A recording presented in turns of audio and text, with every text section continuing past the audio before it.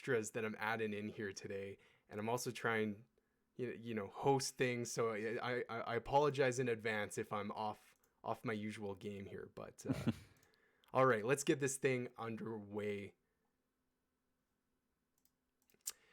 Hey everyone, welcome to the first episode of Games Are Fun for 2021. My name is Luke Armstrong and I am your host. Joining me this week are my three incredible co-hosts. First, I'm going to throw it over to my main man, Adam Beagle. Adam, how was your holiday break, man? It was great. Thanks for asking. How was yours? It was fantastic. A lot of video games, a lot of movies laying around. It was a much needed break. So yeah, really enjoyed it. And of course, we have the LP Panther himself, Garrett Neely. Garrett, how are you doing? I'm doing well. Happy to be back here on Twitch with you guys, recording live this episode, and ready to just kick off the year with some awesome podcast episodes. Absolutely. And our newest member, His Majesty himself. I wanted to make some sort of joke on the King S dot or King's dot, but I couldn't come up with one. Anyways, Stephen Beagle. Stephen, thank you so much for joining us, and welcome to your second official episode as a member of Games Are Fun. Yeah, thank you so much. It's good to be here, and I'm excited. This is a great episode to kick off the year, and and kick off my time with you full time. I'm really excited. Yeah, we're so excited that you're on board full time. I think it's gonna be. We got nothing but great things in our future. So for our first show of the year, we wanted to share our most anticipated games of the year. So these are going to be games that either have a set release date or are expected to release sometime this year. After that, we may share some predictions of games that will possibly come out this year, but have yet to be officially announced. You know, like your games like Elden Ring, Breath of the Wild, Metroid Prime 4, I don't know. Games that maybe have the potential of releasing this year, but we're still kind of waiting on a release window. So basically, anything under that umbrella is up for grabs in our kind of list of games that we want to share with you guys. So that's what the episode is going to look like. We're going to go around the table, share some games. We got a bunch of trailers all ready to go for some of these games so that we can have another look at them, and maybe you might come across a game that you didn't know and look at the trailer and say, damn, that looks pretty dope. So overall, I think it's going to be a really fun time. But before we get the show started, we wanted to remind you that Games Are Fun is a weekly podcast. Each week, Adam, Garrett, Steven, and I join together to talk about video game news, trending industry topics, and give reviews on recent game releases. The podcast is available wherever you can find podcasts, podcast services such as Apple Podcasts, Spotify, Stitcher, etc. Just search for Games Are Fun on your podcast platform of choice, and make sure you subscribe so that you don't miss any future episodes of the show. And then, of course, you can also catch the show live on twitch.tv/GamesAreFunPodcast. So make sure you're following us over there and click on that bell icon to ensure you're notified every time we go live. That's actually a good point to our audio listeners who might not be aware that this is actually one of those episodes that is streaming live over on Twitch. So if you missed this one live, hopefully you'll be able to catch that next one. So give us a follow over on twitch.tv/GamesAreFunPodcast. This episode of the Games Are Fun podcast is brought to you by our store, the Games Are Fun store, but we'll share more details about that later. All right, so guys, we before we jump into all this 2020 game talk, we actually have some announcements that we wanted to share because, we teased, I think, last episode, that we big things are coming. And, we might not be having something like a kind of funny day, right? Where we're like, here's like a gazillion announcements. Here's everything we're doing.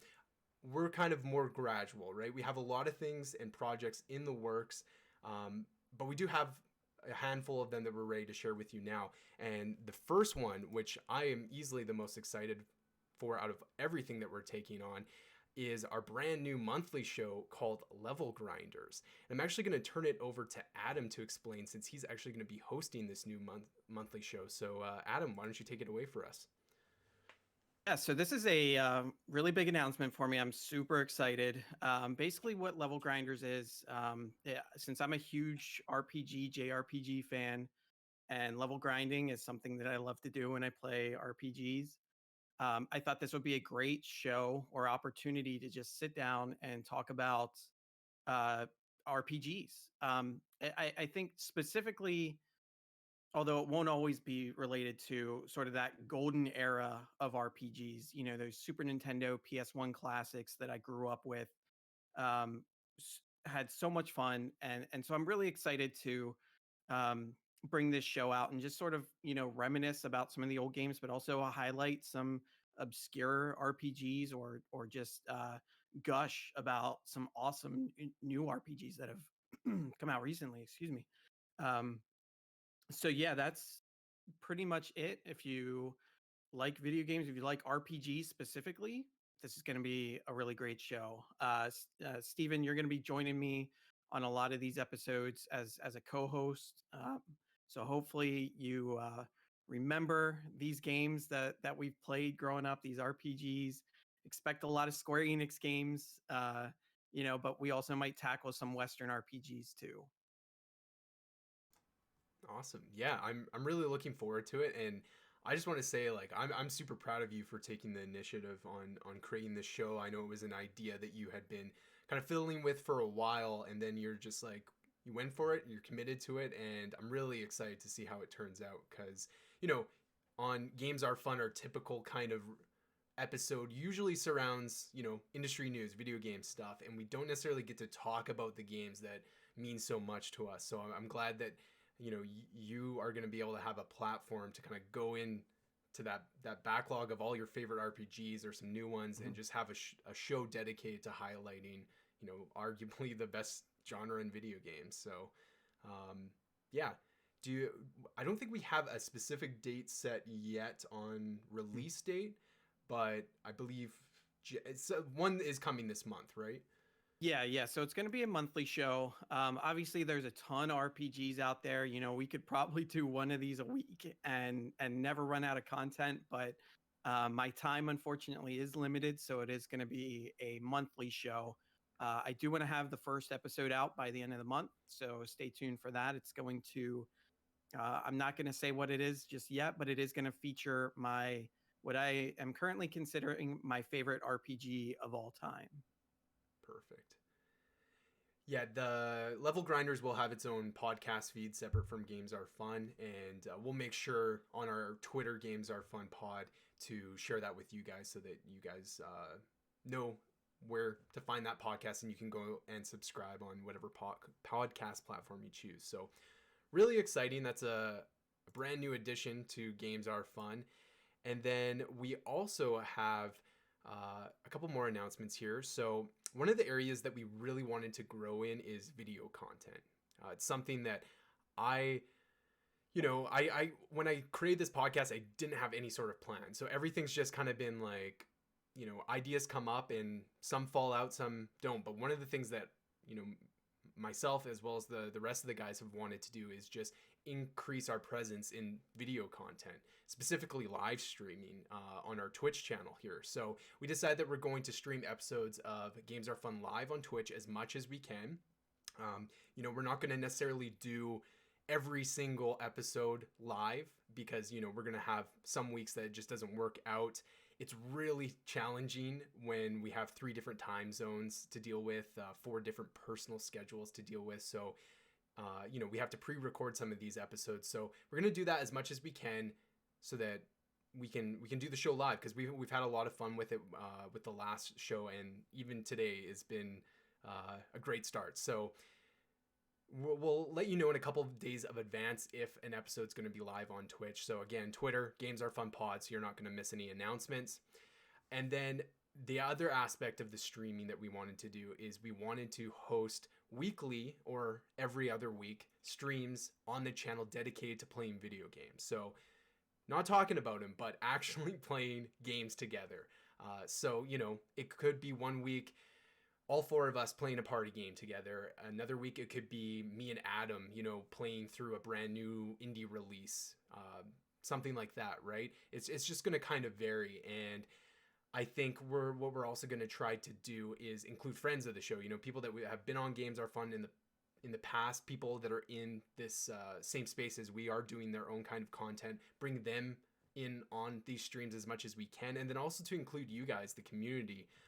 You know, the only real interaction we have with you guys is on social media and our limited number of streams here on Twitch, and that's really about it, right? We'd love to be more engaged with you guys, play with you guys, and so that's kind of the plan, is to do more video game streams this year. And yeah, I did start a community stream way back in the day when the podcast first started, and it took a lot to get off the ground just because I was very small at the time. But you know, that's something that I think we all really want to do, and we're really committed to putting an effort in towards that. So yeah, just expect a lot more use out of this Twitch channel this year. And anything you guys want to add before I go on to the last little point here? So I guess I'll mention another thing that I'm really excited about is so we have level grinders coming, and there's sort of a second project I've been working on that we're going to be releasing the first episode of soon. So in addition to RPGs, I really like indie games. I'm a big indie guy. You guys probably hear me talk about it all the time on the show. I'm always playing some kind of indie game. And so most recently, I started playing Monster Sanctuary. So I wanted to maybe kick off a new series. I don't know if it's going to be monthly or what the rollout cycle of these episodes are going to be, but I do want to create a show or some sort of regular program featuring indie titles. And again, not sure what the rollout schedule is going to be, but we do have the first episode already complete that we're going to be sharing soon. And that is, as I just mentioned, Monster Sanctuary. Now, what makes this episode super special is I actually sat down with the creator of the game, Dennis Zinner, and we had about an hour-long conversation about him and his game and the process of making it. And it was just a blast. So I'm really excited to share that with you guys. It should be coming out soon. Hopefully we can do more of these where we can actually sit down with the developers of these indie games and just put a spotlight into what they're working on. So yeah, that's I'm really excited. So yeah, I was lucky enough to be the first listener of that interview, and it was awesome, man. It was so cool. Well, first of all, I don't want to give anything away because you got to tune into the episode, but fantastic job on that. You did a great interview, and yeah, it like, I love that you're really taking initiative to do these other things. So that's awesome. Really looking forward to that one. One last note before we go into our discussion. So typically, I've kind of led these podcast episodes, right? Obviously, I started Games Are Fun by myself. I brought in Adam, I brought in Garrett, now we brought in Steven. And we now have this squad of 4, and it makes way more sense that we start rotating everyone in to lead these shows, just to kind of, you know, for one, me being selfish, just to help me out with some of the extra stuff that I'm wanting to take on. It will be great to have someone else leading shows so that I can take a back seat. But, you know, mostly it's because you guys, you know, came on casually, I think, when you first came into Games Are Fun, and you know, there was at the same time you guys were hearing us do the podcast, that was like the same time that we were really starting to to know each other personally, and I think that we all are meshing really good now to a point where, like, we're all on the same page. We can all just kind of run Games Are Fun, and we practically already do. But I wanted these guys' voices to get heard more, and I want them to you know, take the front seat and be the face of the episodes and the voices of the episodes. So yeah, you're gonna see me hopefully not lead every episode. Hopefully I can let go of some control, and yeah, so it's gonna be a rotation. Just whoever, it's not gonna be an order thing, but you're gonna see more people in the hosting seat. So just wanted to mention that as a last final note. So we definitely have way more stuff planned, but we're not quite ready to share some of these other projects that we have that we are already working on. But like I said at the top of the show, this is going to be kind of a slow rollout of new content under Games Are Fun. We're really excited for it all, and hopefully you guys enjoy it all. And we really appreciate if you guys could give us feedback on some of this new stuff so that we can kind of get a feel for you guys, our audience, on how we're doing with this new stuff. So I'm going to end it there with the new announcements, and I think we're ready to roll over to our topic of the show. All right, so our most anticipated games of 2021. So I'm actually excited for this episode. I was excited when we had planned to do it, but then I started looking at all the games that are possibly going to release this year, guys, and this is looking like another possible 2018 just based on like the games that are set. And by 2018 I mean God of War, Red Dead Redemption, 2017, like a year that you just get these huge AAA releases. Like the year's already set at that. What don't we know that's coming, right? Like it's probably going to be even better than what we're seeing here today. So let's go around the table. I've done enough talking for now. I'm actually going to turn it to you first, Steven, to kick things off, and let's hear your first most anticipated game of the year. So the first one on my list is Horizon Forbidden West. Is kind of where I'm leaning first on most anticipated. This is a series that if they give us a great sequel this year, it could go down as one of the best series video games in existence, really. The first one was incredible. It's one of those perfect open world games that the world is amazing, but the plot was good enough to keep you moving through it. And you don't get, I love my term, Skyrimmed in it. You don't get lost in that world that's so good. You're still going to be playing through and getting that great story out of it. And if they're able to deliver that again in Forbidden West, we're looking at some of the, like I said, one of the best game series, open world style that we've ever seen. And based off of what we're looking at through the trailer that's playing now for you guys is we're looking at a completely different zone. We're probably looking at whole new biomes to explore. There's of course going to be the whole new robot monsters that we're going to be looking at. And with it having that 2021 release date as one of those officials, it's going to be it's one of the only games that's within the year for sure, without kind of the because I only have a handful of them. That's really going to get my money, and it's probably going to be one of those ones, depending on that absolute release date, that's going to pull me into getting the PlayStation 5 in an absolute way. Nice. Yeah, Horizon's one of those games that I haven't touched yet, and I'm looking forward to. And one of my goals this year is to, like, outside of new releases, play stuff that is going to set me up to play more new releases. So Horizon is a game that I definitely want to get to, and yeah, I think that's one that I'll be ready to play by the time it comes out. So I'm looking forward to diving into that world at some point this year as well. Yeah, man. The original game was so good. It came out right before Breath of the Wild did, thankfully, because I got absolutely lost in Breath of the Wild. But yeah, I was able to play through that game first, and it was a really great experience. The world was, as Steven said, the world was great. The story was great. I can only, from what we see here, like right on the screen, I mean, this game is going to look so good. It's going to be gorgeous. And, I think there's a certain level that, of story that we can expect. There's Guerrilla's kind of building up themselves as great storytellers too. So we know we have a lot to look forward to on a day one purchase for sure.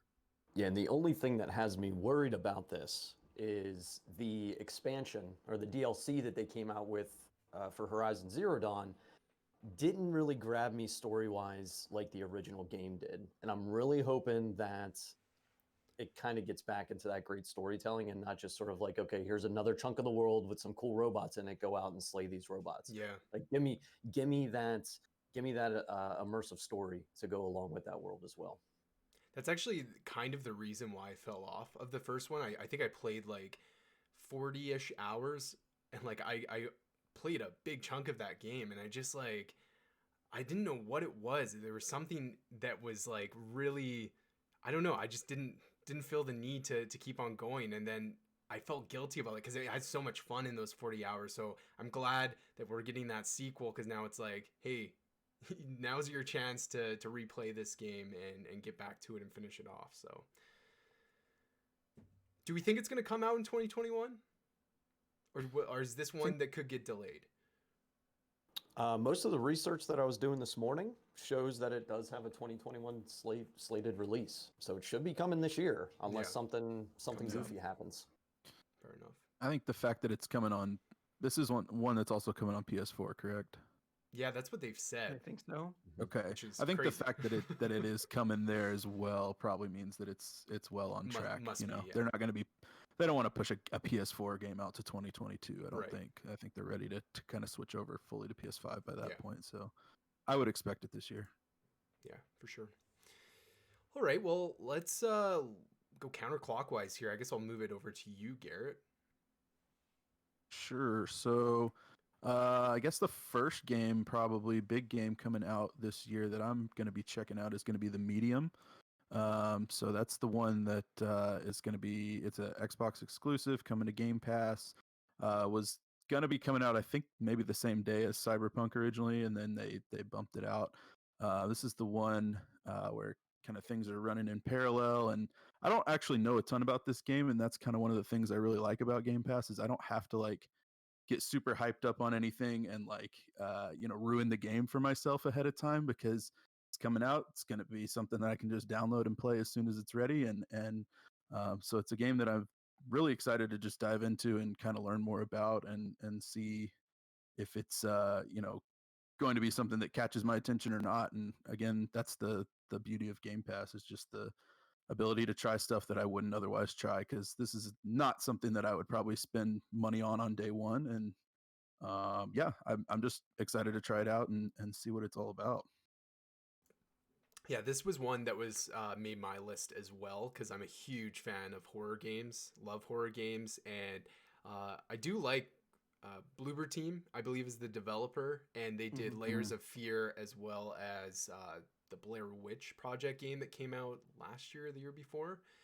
And so they know horror, like they've proven themselves with horror, and I kind of like this, like the whole thing with this game is the two different, like, I don't know what you want to call it. You can kind of see it in for our viewers on Twitch. It's like two simultaneous worlds. Yeah, dimensions or something. Exactly, and you're kind of like at some points, like I think maybe I'll show in the trailer, but there's actually spots where, well, yeah, you can see it right here. Dual reality gameplay, two worlds rendered simultaneously, and it's like totally changing up, like the structure of the environments are there, but it's like changing what's going on in the environments and stuff like that. So that gameplay mechanic is really neat, and I'm kind of looking forward to how they can play with that in terms of like the horror genre, because I feel like that's just like they can do so many scary, creepy jump scares and stuff like that with that mechanic. So yeah, looking forward to it. And like you said, Garrett, Game Pass, like if we don't like it, it's not really a loss to us, because we're already subscribers. So right, yeah. And going back to your thing about the dual kind of gameplay, I think that lends itself really well to like puzzle solving and stuff. So if it's gonna have some of that kind of stuff and not just be jump scare after jump scare, then I think it's got a good chance of being something that really grabs people's attention. Yeah, I think it'll be a really good test technically of the what is it, the Series X? yes. The new Xbox. Yeah, it'll be a good test of the capabilities of that, the new console. Plus, it looks kind of cool. I'm not really much of a horror guy, but the the dual world simultaneous thing does seem like a pretty interesting gimmick, for lack of a better term. So it'll be interesting to see how that plays out. And I think it comes out soon, doesn't it? Isn't it this month? Yeah, it's like the 28th. Yeah, like 2 weeks away. Yeah. Not even really. Yeah. So we'll get to try it soon. That's pretty exciting. How about you, Adam? What's your first game you wanted to mention? I'm torn because the one game I really want to pick here, I'm not sure that it has a release date of this year. So I think that might come a little bit later as we do our TBAs. But since the next one I'll bring up here, I'm pretty certain is 2021 because it was almost a 2020 game, is going to be Ratchet and Clank Rift Apart. This game looked really great from what we saw. We got to see I think one or two demos of the game, and it seemed like it's a really good way. Again, we were talking about testing the hardware of the new console. This is going to be a great game to do that because just from the demos we saw, the benefits of what the solid state drive can do. We saw the benefits of ray tracing in that. It looks fast, it looks fluid, it looks gorgeous. And Ratchet and Clank games, like, they're just fun, like I don't think there's one. Now, granted, I haven't played every single one of them, but of the ones that I have played, I haven't found one that I didn't enjoy. So I think this is going to be an absolute solid hit for PlayStation. And yeah, so this is one that I'm super looking forward to. It was a really good choice. Ratchet and Clank, I mentioned Jack and Daxter very often and how it's one of my series, like, 3D platformer. You're a Jack guy, Steven? Oh, I love I just Jack gained so much respect for you right now. That is like one of my go-to franchises for sure for 3D and it's one that I've been waiting for more of, right? Yeah, and yeah. I think until we get that, Ratchet and Clank is a great filler series for that 3D platforming with a little bit of nonsense added in. So that's a good choice. I'm excited for this one too. So they said launch window of the PS5 is when this game was supposed to come out. So we are now edging close to 2 months from the launch of the PS5. When does that like launch window stop? I guess like March maybe. I'm kind of thinking like Q1 of this year. Is like what I'm thinking. Quarterly window or something like that. Yeah, like a fiscal quarter. So I mean, if we don't hear anything by like the end of January, I'm going to be quite surprised. And that will make me feel like it might come later in the year, which is still fine. Like the game looks really well polished from what they showed off with the capturing on the PS5. I just want to know when it comes out because I'm really excited for it. And in the back of my mind, I'm thinking like when they said that, I'm like, okay, Ratchet Clank February, make a mental note, and that's my fault for doing that. But it's just like it would be the perfect game to start off this year before some of those bigger, other AAA first party games start rolling out for Sony. So, all right. So like I said, the Medium was on my list. Actually, where is my list? Where did it go? So I'll share one other game quickly on my list here.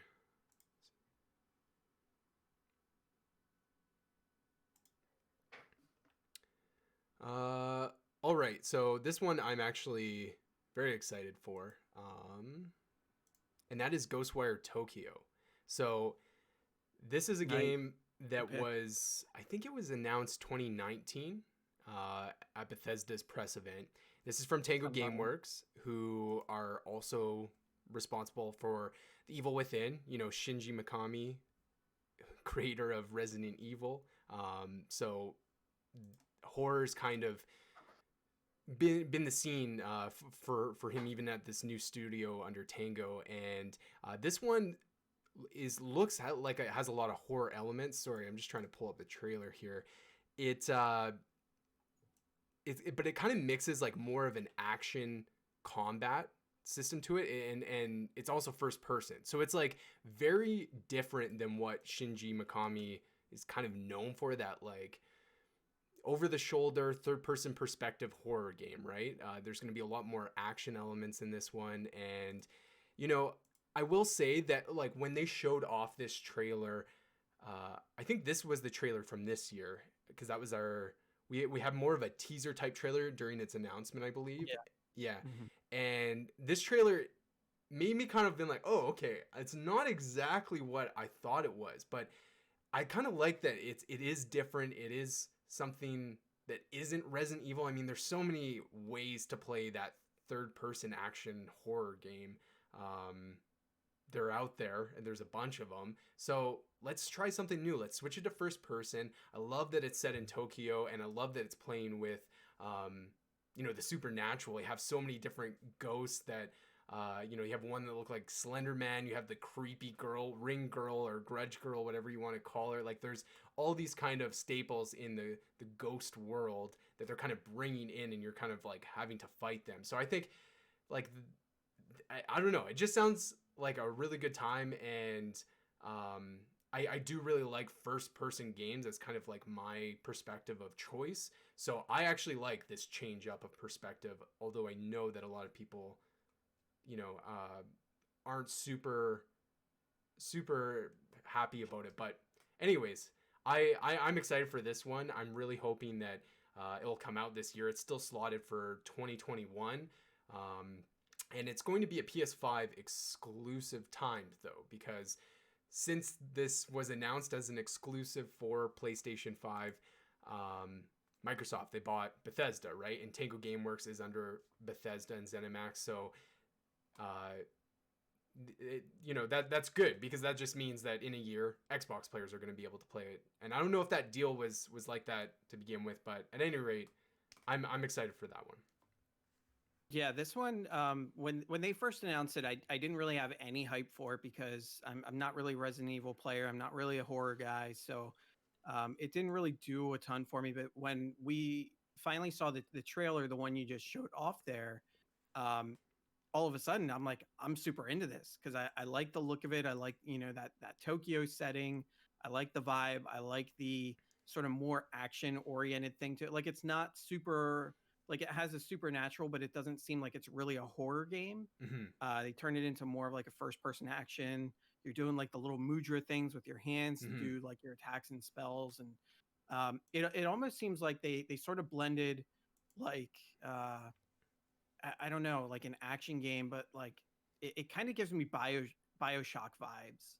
And I'm definitely into that. So yeah, this is one I actually had on my list too, but Cool. I wasn't sure if this was going to be a 2021 game or not. But yeah, it's one that I'm excited for too. Yeah, it has a very Ghostbusters theme to it. Yeah. Totally. It's not so much like a jump scare you out of Yeah. your seat sort of game. It's more like go out and you're a ghost busting wizard is what it looks Mhm. like, and it seems like a really cool mechanic to kind of add into that ghosty horror story sort of deal. So yeah, looks really good. Yeah, I think they're, a lot of horror games or any horror elements usually cop out for just gore and, like we said, jump scares. So I like that, with, I don't know, like playing Phasmophobia, right? As janky as that game is, it's suspenseful, right? When you have like a ghost that you can't see and it's messing with the environment and stuff. And so to see like a game based on like ghost hunting on a AAA level, I think is something that we don't really have right now in the industry. So yeah, I'm really looking forward to it. All right, Steven, let's keep this train rolling. So I'm an MMO guy, big time, and coming out this spring is New World.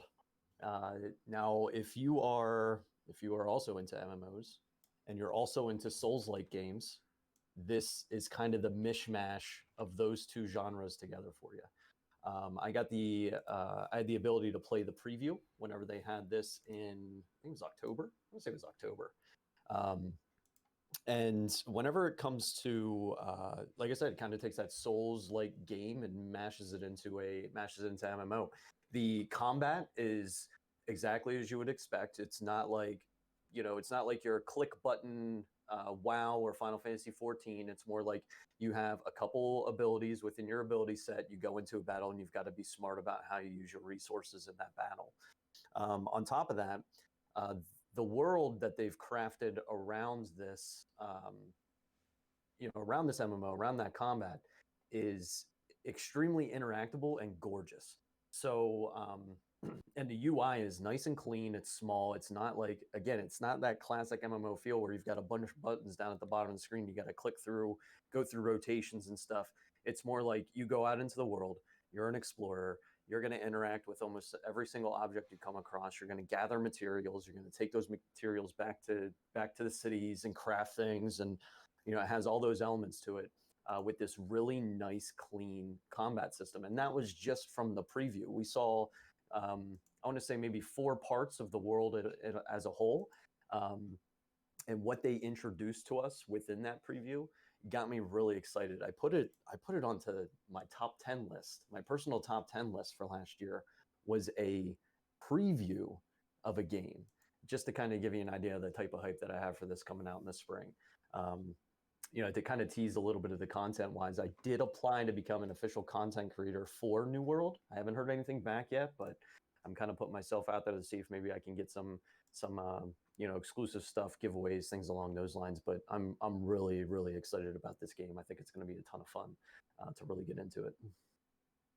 Yeah, you really piqued my interest with it. I didn't play the preview of it, and I'm kind of kicking myself for not getting into it when I had the chance. And now I'm just kind of like, please put out a beta, please put out a beta. Like, it's just, I don't know, the MMO mixed with Souls-like sounds pretty cool to me. So I really want to try this out. And yeah, so hopefully they have some sort of like beta access here shortly. And we're all hoping for it. Everybody who played the preview, you can catch them on Twitter every once in a while. Like, give us more. Everybody wants to go back into the world and play. We're all just waiting. Right now, they're in a closed alpha, which I also tried to get into but didn't. And they're adding certain things that we all kind of demanded. I know great weapons are coming into play. They're also adding in spear combat as well. Now we're talking, yeah. Yeah, so like, you know, there's they're adding things in and they're taking community feedback, and you always want to see that from a developer, is that they're listening to what players are saying to make their game better for them, especially whenever you're talking an MMO and you're expecting people to put years into a game. So like, I think they're onto something. I think Amazon is onto something with this game, and I'm really excited to. I said it like 4 times. I'm excited to play this game, guys. But are you excited? Might just be. Oh, and the crafting. My community gives me hell all the time because I don't craft enough in Final Fantasy. The crafting in New World, I did a lot of it during the preview, and it's a good system. So, but yeah, Nice. There you have it. All right, Garrett. All right, you'll have to excuse me. I had a laptop battery issue there for a minute. Last I heard, we were talking about the medium, and then we were talking about New World here. Did I miss anything else? Yeah, we talked about Ghostwire Tokyo And Okay, also okay, Ratchet perfect. and Clank. and Ratchet and Clank. Yes. Ratchet and Clank. Yeah. That's right. I was here for Ratchet and Clank. Okay. All right. Well, then I think for me, probably my most anticipated, honestly, this year, and it's actually the same as what was last year. It's Halo Infinite.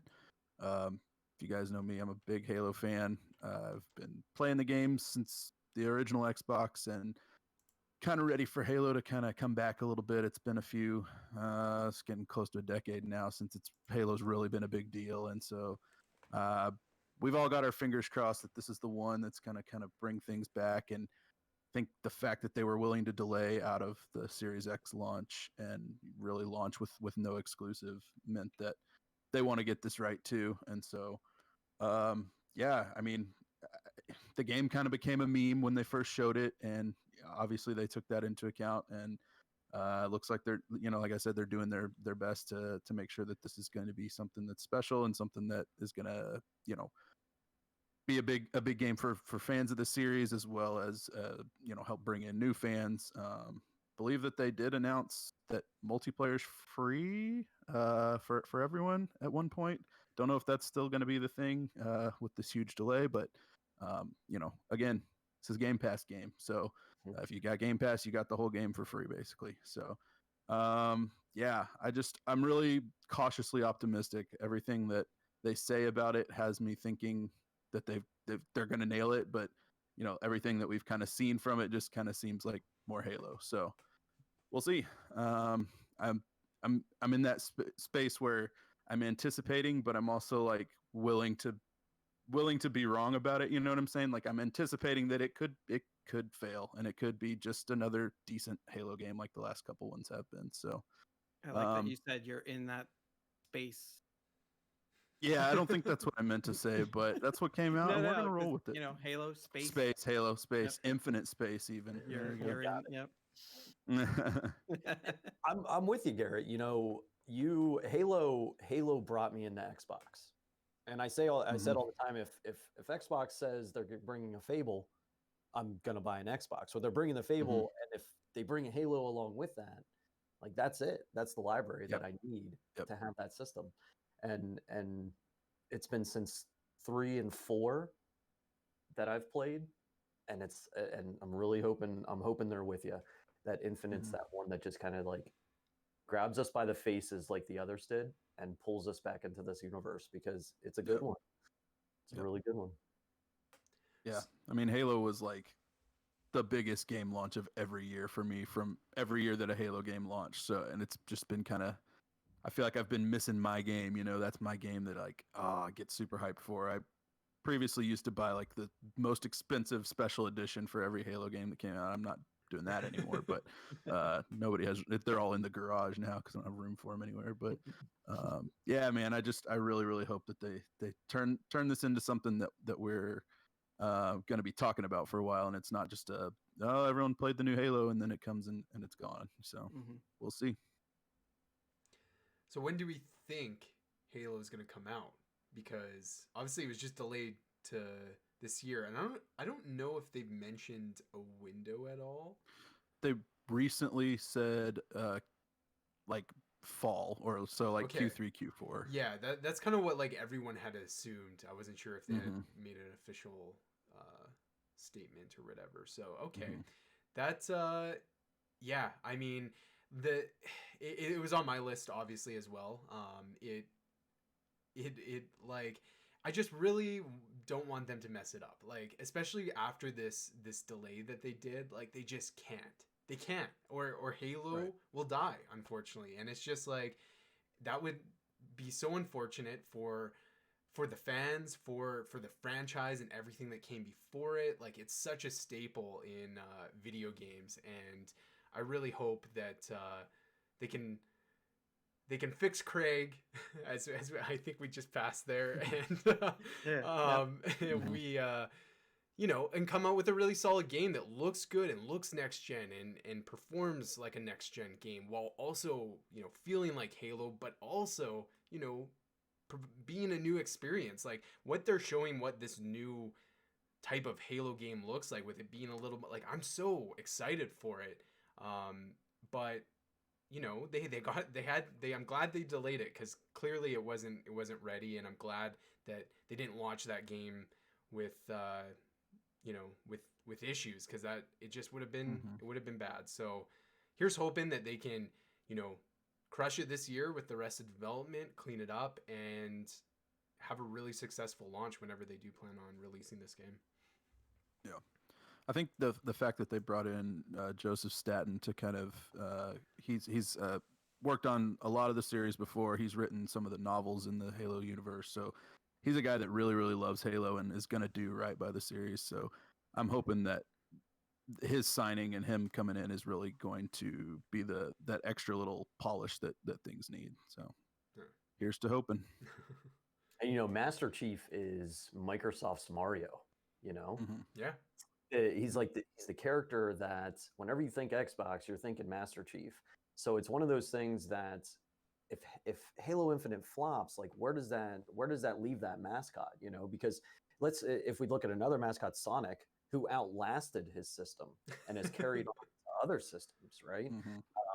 Is that what Master Chief is going to be relegated to? Is just being kind of like a character to be passed off to other systems? What's going to go on there? Because it's I think this is a do or die moment whenever it comes to the Halo series and this game. And I'm glad that they're not getting into Battle Royale. They have insisted that Battle Royale is not happening for Halo, and it should not happen for Halo. We're all into that multiplayer standard that Halo set, and I'm glad they're not diving into all the nonsense that Battle Royale has brought to the shoot 'em up. Yeah, they say that. I still think it's coming. It I don't. feels inevitable, doesn't it? Yeah, and I'm with you. Like Halo multiplayer, I mean, sign me up. That's my favorite multiplayer of all time is probably Halo 2 or Halo 3. So like I'm there all day for the 4-on-4, 8-on-8, that kind of stuff. But I think they could definitely do something really cool in the battle royale space, just with the amount of weapons they have, the amount of vehicles that they have, and the kind of the massive vistas that they can put you on to play that kind of mode. I think it would be really cool if they do it. If they don't do it, I mean, it's not going to be a huge deal to me. Like I said, I'm there for the story. I'm there for the multiplayer. But I think eventually, whether it's this game or somewhere down the line, they've got to tackle it at some point. All right, Adam.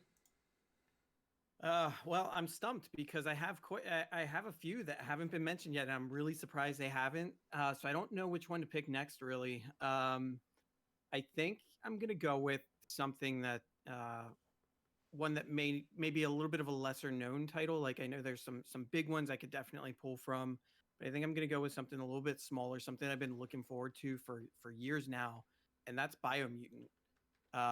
This game has been in development for years now. Long time. Trying to think when I first heard about it. It's got to be like 2015 or 2016 at this point. That sounds about right. Yeah. And they showed off a little bit of it at an E3 several years ago, whenever it was, and I'm like, dude, like I gotta play this game, right? So you have your character creation. You get to build like this little rat creature, or a varmint of some sort, but it also looks like it has sort of like that maybe almost like Souls gameplay to it, where it's like that action adventure, sort of high high action combat, and it's just it's just seems like a neat idea, right? And I believe there skills and stuff that you can invest in, and ways that you can further customize your, I guess, Biomutant after creation to sort of make it your own. They showed a couple different weapons you can choose from, and last E3 I believe we saw a boss fight that they showed, and it was a pretty large boss from what I recall. Yeah, so it seems like it's going to be, obviously we're seeing here it's going to be like an open world type game. So it maybe it ends up just being another open world game. Maybe it ends up being something really special, but it's something I'm definitely really excited for. So I wanted to make sure that it gets mentioned here. Yeah. Poor Biomutant. Like that game I know, man. had some hype when it was announced, because I remember like hearing a lot about it, and like this game looks really cool. They were showing off the character customization, and it just like fell off, and like no one talked about it, and it just like a lot of people just assumed it was vaporware, like it's gone, right? It was canceled. But I'm glad that they pushed through. This trailer that we're showing on stream right now was uploaded June 25th, 2020. I think last year they did show some stuff around E3 at some of those events that were going on. So I don't know if it actually has like, it's still just 2021, I think. I think so. Yeah, I think it was supposed maybe to come close out to being a 2020 game before all the COVID stuff hit. Yeah, so they probably just had to push it back a year, and they can't get it out this year, man. I don't know. But I'm with you. It looks like a cool game. It looks more like, I'm not trying to make it sound like it's less worthy or anything like that, but like I feel like we're starting to getting those AA games, right? Like it always felt like the generation was indies and AAA releases, and then you're kind of like games as service scattered in there, right? And I feel like we haven't had those AA games that we had on the PS2, Xbox, GameCube generation, and then even the 360 and PS3. Like, sure, there was a lot of bad games released in those generations, but sometimes it's nice to have a game that is, a little more bigger production value than, your typical AAA, or sorry, your more production value than your typical indie game, but not necessarily something with like famous celebrities doing voice acting in this huge, expansive $80 game or whatever. Like, give us some more mid-tier games, and I feel like Biomutant can check off so many boxes with it. So, yeah, I don't know. Again, another here's hoping situation, but Yeah.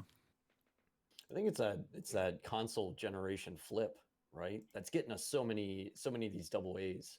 That with the console generation changeover, we're having a lot of these studios coming out with games that are kind of maybe hoping to be the next big thing.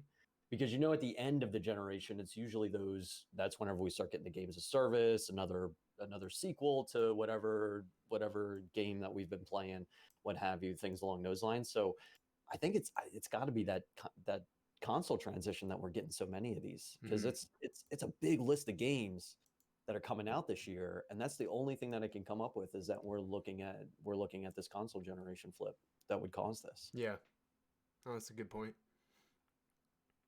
Great list too. Good choice.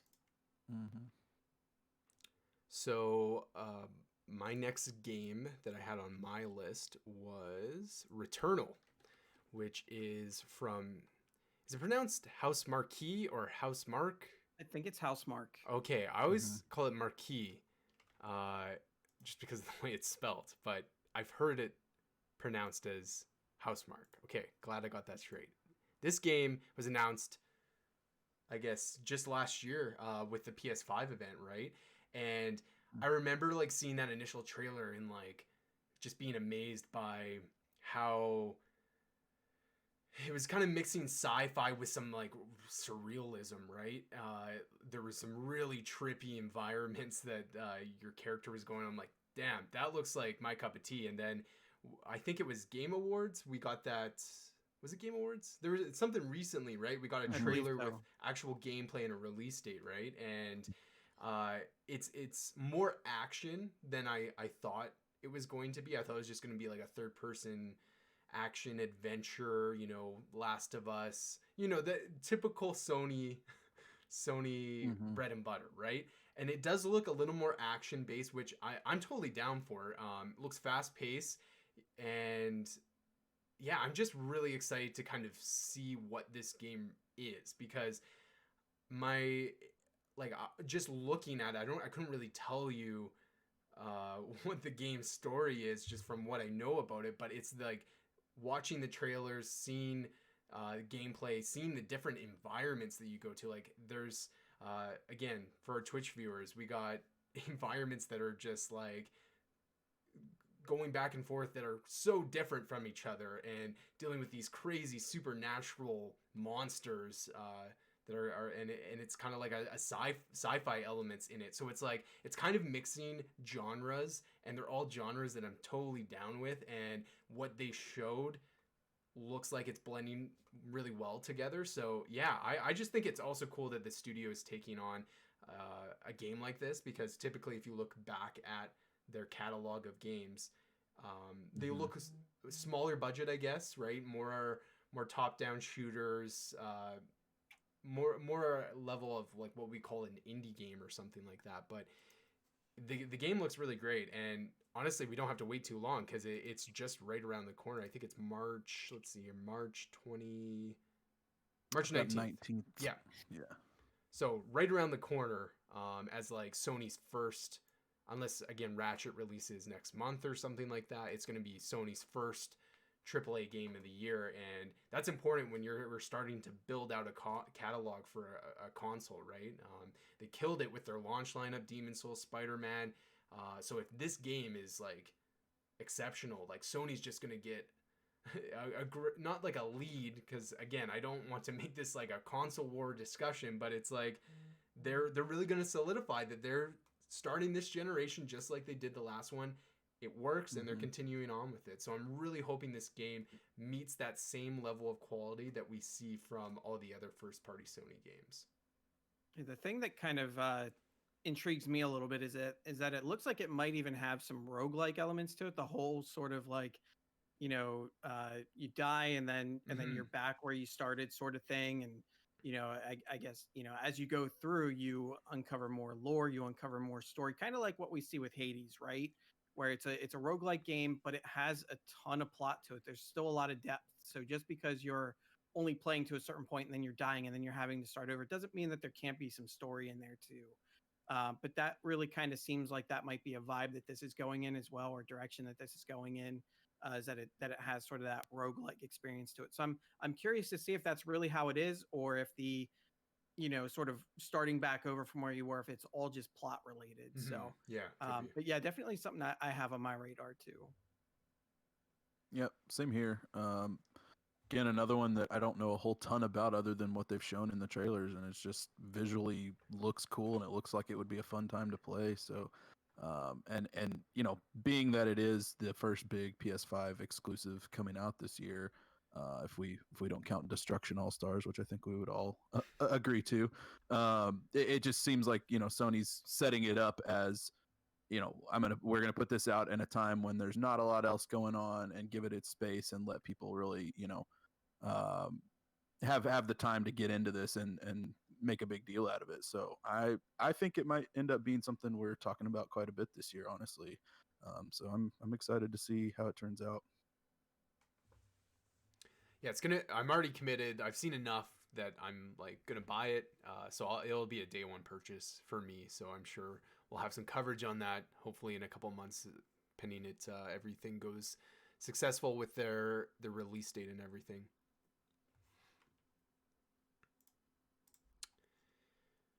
All right, let's just, you guys can just jump in. I think we got the order counterclockwise. So Steven, go for it.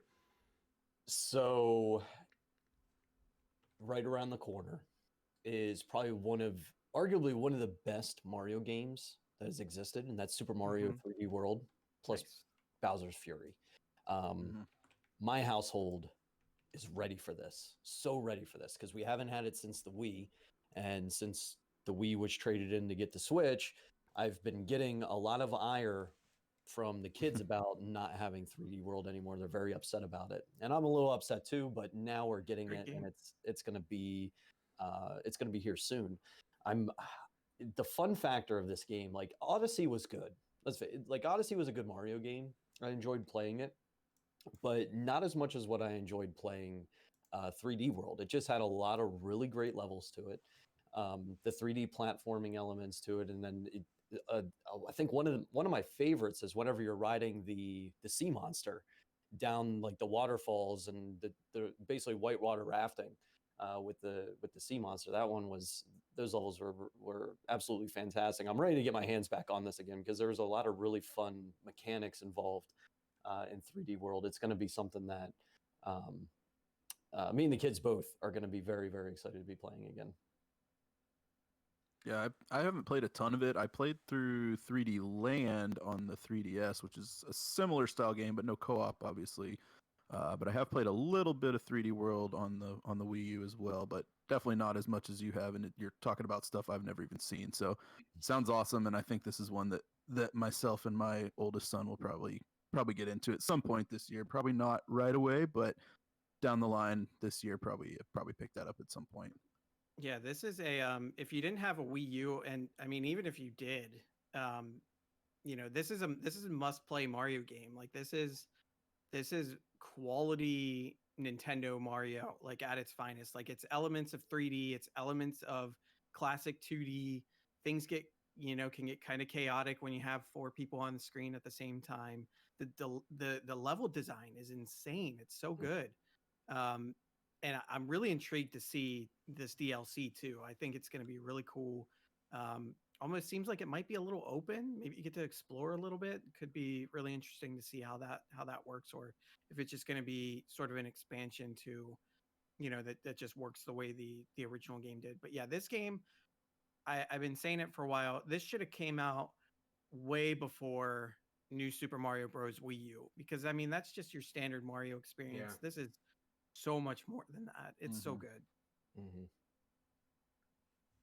Yeah, my favorite part of the Switch has been like I know that everyone's complaining about, not everyone, but there's obviously a group of people that are very upset every time that the first party games that they have to announce for Switch are ports of the Wii U, And for me, like, I love it because I have not owned a Nintendo console since the 60, or I guess I had a Wii, but again, I don't really count that because that was kind of a party game machine. So I've missed out on so many great first party games from Nintendo. And I just remember when this game came out, like, so many people talked about it. And yeah, I'm really excited I'm definitely going to pick this one up because I've been trying to find a reason to play with my Switch lately because I just been on the hype of the new PC and the PS5, and my Switch, my poor Switch is collecting dust. And yeah, I would love to get start off to 2021 with a good Switch first party game. So I'll definitely pick it up. And I'm always like, I suck at these platformer games, whether it's 3D, 2D, like they are one of those games that genres that I'm not as experienced in, and I can struggle at times. And so, but as long as I can commit myself, like I hope to with this game, I think it will be a good time. So do we know what Bowser's Fury is? Was that a DLC from Wii U, or is that brand new content? That's brand new. Okay. Brand new. More content but we for don't that world. But we don't really know like what exactly it is yet. Huh, interesting. Nope. Typical Nintendo. It's like a month away from release, but there's whatever. I'm sure it's all going to be great. Actually, as of this recording, tomorrow morning, there's a new trailer coming out, I believe. I saw something on Twitter right before we hopped on. So well, there you go. I think it's like two-minute trailer or something, so hopefully there'll be a little bit something in there, but who knows. Yeah. Nice. All right. I guess I'll jump in here. Next one I had was Outriders. So this is a game by People Can Fly, and it's published by Square Enix. People Can Fly is a studio that's worked on, they've been a part of Epic Games for a while, and they worked on the Gears of War series in the very beginning when Epic was still doing those games. And yeah, it looks kind of like a third-person Destiny, really, is what's got me interested in and checking it out. But it's a little bit more role-playing, it seems. So it's a third-person shooter, different classes and skills and ability trees and all that kind of stuff. All the classic good RPG stuff that you want to get in there and grind for. So it's not one that I've decided whether I'm getting yet or not. I kind of want to feel it out and kind of see what the vibe is. It seems like one that might get a beta or a free weekend or something like that at some point. So kind of just want to see a little bit more from it before I hop in, because so far it's been a lot of gameplay and trailers and that kind of stuff, but haven't really had any hands-on impressions from anyone that I've heard of so far. So really, if it's a game like a games as service kind of game that I have to pay to get into, not like a free one like Fortnite or Apex or something, I really want to know what I'm getting into before I make that commitment, because you hate to get into a game like that and get to the end of it and then you're just like, well, this actually isn't that much fun to just play over and over again. So yeah, that's one I've got my eye on, and that one is coming out pretty soon, I believe April 1st actually. So that's on PS5, PS4, both Xbox generations as well, and PC. So hopefully one that will take advantage of some of the features and power of the new consoles and kind of maybe establish itself as that first big new games of service type game on this new generation. Yeah, I mean, it definitely looks like a game that if you like Gears of War, this is going to be up your alley, right? Being a cover shooter and stuff. I watched coverage of this game, and I don't think it was last year. I honestly I think it was 2019, yeah. And it didn't even look like this trailer that we're watching now on stream. Like, it looked similar, but or I don't know, maybe it's just because they got the HUD on and everything, but it looks like a really fun game to play with a group of friends. Like, if you can get a squad with communication and stuff like that, it looks like a fun time. So I don't know, it's all like you said, who knows? It's a game of service. You never know with those things, and in recent memory, those haven't always worked out. Avengers, Anthem, like great games, but not necessarily what people wanted, or maybe lack some content. So I don't know. I hope it does well. I like that it is a Square game that isn't a high fantasy game. I love when Square publishes games that because their wheelhouse is high fantasy, Final Fantasy, and the like. So yeah, it's been on my radar as well, but not sure if I'm gonna pick it up yet. I think I gotta wait for like reviews and stuff on this one. Mm-hmm. Well, they took over Tomb Raider, Square Enix. Yeah, that's true. Mhm. Yeah. That's They right. have that series now, and then I don't know if I'd call it high fantasy. Playing through it now, near, I don't think I would call it high fantasy like their Yeah, Final fair Fantasy. enough. Like Yeah. sci-fi fantasy. Yeah, so like Mhm. they can. Diversified a little bit. I think the Yeah. only one that I feel like they kind of didn't do well on that was outside of that classic Final Fantasy series was Avengers, right? It just kind Oh of yeah, was. yeah. That was Square as well. I forgot. Yeah, Mhm. like it was I was scared of that game because it was Square. Yeah. And I was and seeing how Anthem took, I was even more afraid of this because like it is one of those squat up and play and have more fun type of games, and I'm getting the same sense out of Outriders, and I'm kind of hoping maybe I end up being wrong about it, but because all the images and stuff that they show about it, like it looks good. Mhm. It's just I don't know. Yeah. I don't want to get burned again by another Mhm. play with your friends, make it better sort of situations. Because Yeah. let's face it, a lot of people have a lot of life to take care of, so it's tough to always get the squad to come together. Exactly. Yeah. Right on. All right. So y'all left a big old piece of low-hanging fruit on the tree there. Back for Blood. I was saving It's- that one, but yes, Back for Blood. yeah, that game looks sick. I Mhm. can't believe that, it they almost pulled kind of like if you remember what Bethesda did with Fallout 4, right? Like 6 months, half a year before the game comes out, they're like, let's show you a trailer for this game. And then let's give you a release date that's not that far off. And it's like an actual release date.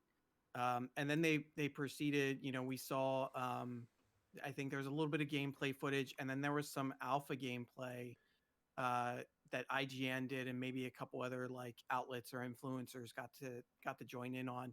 It got really high praise from that little bit of gameplay. So I think we're really in for a classic Left 4 Dead experience with this game, and it looks incredible. I can't wait to squat up and play this game. Good news is that it's not a game as service, so you can just hop in, play for a bit, hop out, no commitments. I'm sure they're gonna have plenty of content in there, plenty of things to keep it fresh and fun. So yeah, I'm so excited. I'm with you. In fact, this was where I was going to go next, so now I have to try and find from this list another game to talk about. But when it's my turn again, June.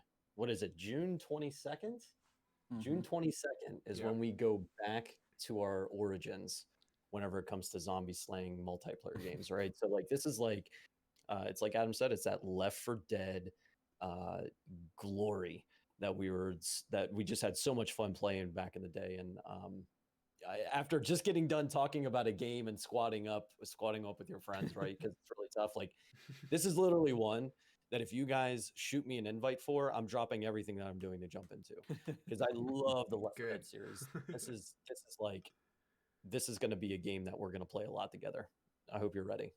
Oh, I am ready, and I am so excited since this game got announced that I like my friend Andrew, who's been on the show way back in the day, is huge Left 4 Dead fan, and still plays it to this day. Downloads custom maps and loves to play with the mods on the game and stuff. And so yeah, it's one of the games I played over break quite a bit. I was playing with a lot of community made content with different maps and stuff, but it just reminded me of like how much fun that game is with a group of friends, right? When you have people communicating, and it's just such a blast. So I'm glad that they're bringing that back, and like we already got our squad right here. So like I love that, we're gonna be able to stream this game and play this game, because yeah, it was easily like when I look back at some of my favorite games that I played with friends, this is in that like top 5 list, right, of all time favorite multiplayer games. Yeah, it's so much fun. I know that in the alpha there were some things that people criticized it, but that's the purpose of an alpha, right? Like they do got some work to clean up on, and I hope that come June that it's ready and to go and meets our expectations, hopefully. But it literally just looks like a carbon copy of Left 4 Dead, so I really don't see how they could go wrong with it, right? They have people who've worked on the previous games with that, so it's got to be a slam dunk. Easy one. Yeah, easy one. Yep. So it wasn't that it was low hanging fruit, Adam. It was on my list, and yeah, I was gonna mention it too. I'm saving my more hype games for the last half of my list, I guess. Which leads me to my next game, Hogwarts Legacy. So this game is has a little bit of controversy, obviously, with J.K. Rowling and all of her wonderful things that she has said in. I'm being sarcastic, of course, but they Warner Brothers has said, you know, when this game was announced and stuff, there was so much backlash because I think it was also around the time when J.K. Rowling had said some more terrible things, and it kind of shadowed this game's announcement and stuff. But they did say that J.K. Rowling, I know that, like, that's the thing. There's always that she's going to get paid, right? She owns this IP. But at the same time, I love Harry Potter. I love the world. Megan loves it way more than I do. And this is just like what I've wanted for like a Harry Potter game ever since seeing the movies and thinking like, man, because I remember playing Harry Potter games back in the day, the licensed games based on the movies, right? And I remember playing Chamber of Secrets and having so much fun with that game. And the Harry Potter Lego games are such a, like, that the world is like endless, right? There's so much that's not even in the movies that they can add in here. There's so much lore that has been created since the books and everything. Like, it's going to be really fun. I really want to see what the actual gameplay looks like. Is it going to be open or is it going to be more linear? I'm really hoping for like an open thing like Persona, right? Where I'm like this Persona or like Fire Emblem Three Houses, like that kind of vibe of like I'm a student and I can roam around Hogwarts and, you know, I can go play Quidditch and engage in that, or I can go on questing and go into the woods and like there's so many things that they can play with this IP.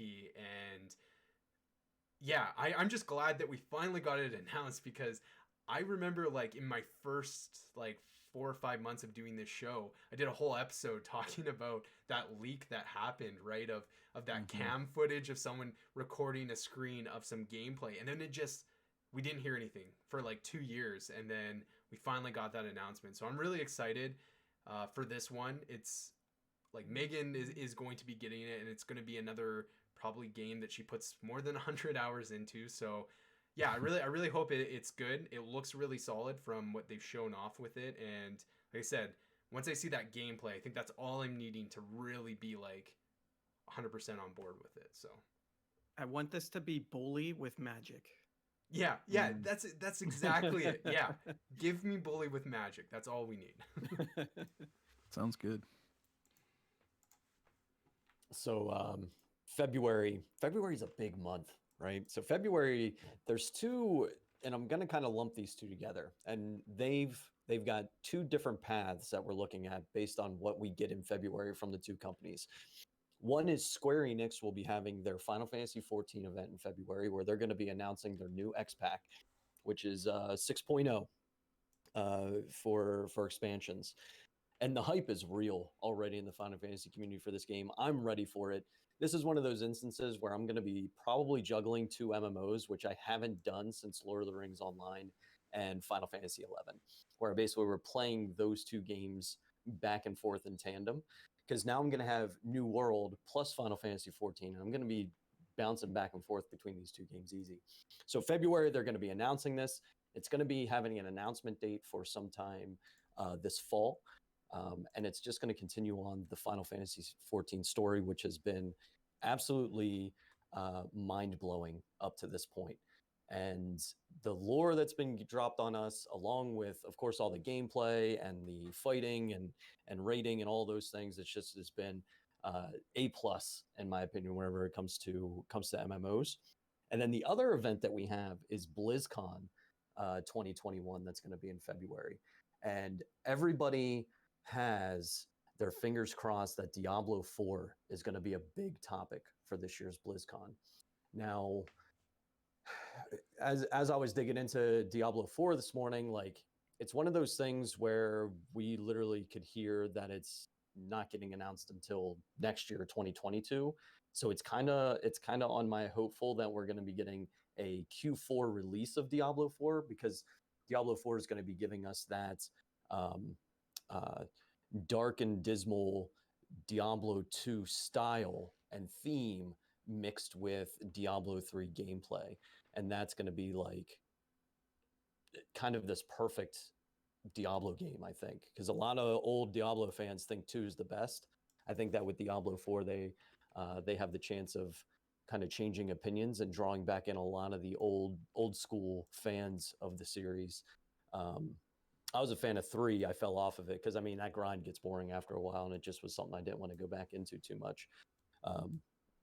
But I think 4 is going to be one of those ones that's going to draw me back into the series. And again, it's one of those get the squad together and go dive into some dungeons and get some loot and even play one player through story. And it's going to be an absolute baller game, I think, with everything they've got coming together for it so far.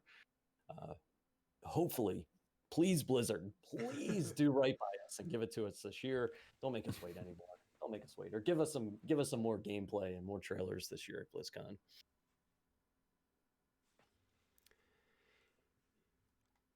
All right, Garrett. Yeah, I guess that brings it to me. So kind of running thin on big ones here. So I wanted to shout out a game that I just heard about this past week called She Dreams Elsewhere. This is kind of like it's like a weird retro trippy neon RPG style game. Coming to Game Pass. It's been in development for a little while. There's not a firm release date. It's coming out sometime this year, but yeah, it just looks like a neat little game. It kind of gives me some vibes of like Undertale a little bit, mixed with a little bit of Earthbound maybe. I really, again, this is, a lot of these games I've kind of intentionally not like read a bunch of details about because I want to, especially with Game Pass games, like I don't need to do that. I don't need to, inform myself about every detail about every game before I purchase it because I just got the opportunity to try it. And so this one just really caught me with its art style and kind of the aesthetic that it's going for. And besides that, I really don't know a whole lot about it. It just seems like a game that would be pleasing to look at for a little while. And I'm a fan of, some of those kind of quirky, weird indie games as well. So just seems like something that's definitely going to be worth at least checking out for me on Game Pass when that launches. And I think it's coming out everywhere, PC, every system, Switch, everywhere. So wherever you're playing, you'll have the chance to check it out. And actually, I should mention there is a demo available right now on PC. You just search on Google for it and you'll find it. I think it's on like their itch.io page or something like that. But I haven't gotten around to checking it out myself. Might do that depending on how long it takes before we get an announcement of a release date for this one. But yeah, so if anyone wants to check it out, kind of gives me a little bit of Persona vibes too, just with some of how the battle art and system kind of looks. So yeah, that's one that looks interesting to me. Yeah, one that as in preparation for this episode, I was looking through lists and came across. I wanted to like more indie representation, and this was one that I almost put on my list because it was on my radar as well. But I didn't even know there was a demo, so that's a great opportunity to check it out. But yeah, I recommend audio listeners to go check this one out because you'll get what we're saying when we like are talking about the visuals and the art style being very similar to Undertale and stuff like that. It looks pretty cool. So speaking of Persona, Persona 5 Strikers is coming out. So for those that don't know, it's basically the Dynasty Warriors, but Persona version of that. And yeah, I really like Hyrule Warriors, right? Because that's like the Zelda version of Dynasty Warriors. And, just basically give me all the Persona you can. So this is this follows the story of Persona 5. So I think it's maybe after the events of the original game. I'm not 100% sure.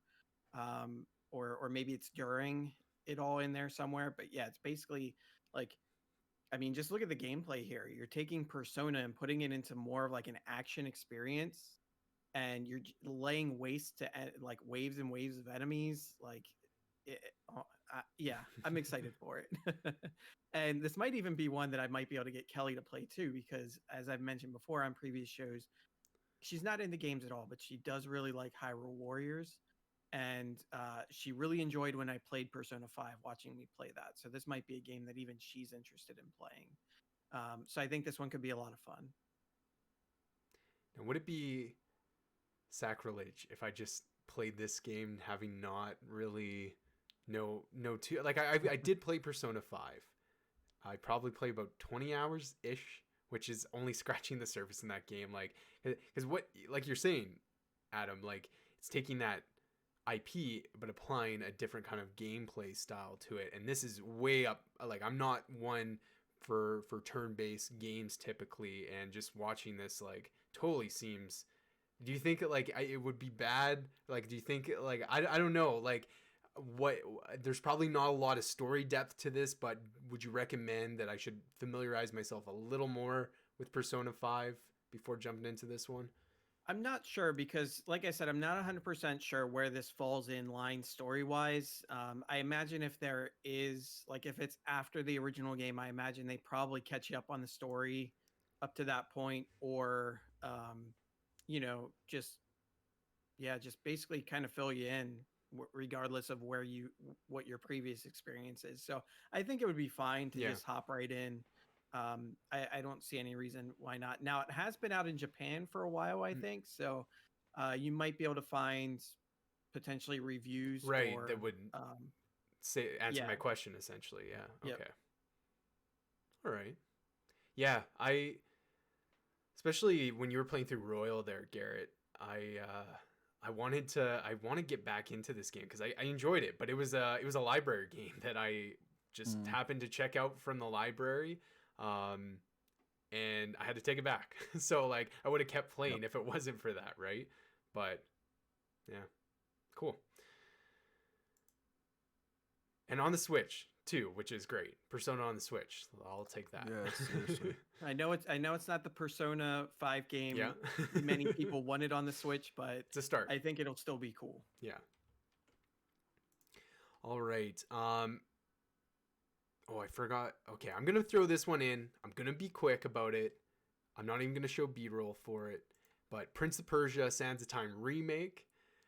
I'm excited for that game, even though I am one of those people that watched that trailer and was like, oof, that is that's a choice. And they've come out and said that game is like, that's kind of like a style they were going for, and I was like, who wanted to style their game to look like that is my question. But yeah, at any rate, Prince of Persia, one of my favorite, Sands of Time, Prince of Persia Sands of Time, one of my favorite games of all time.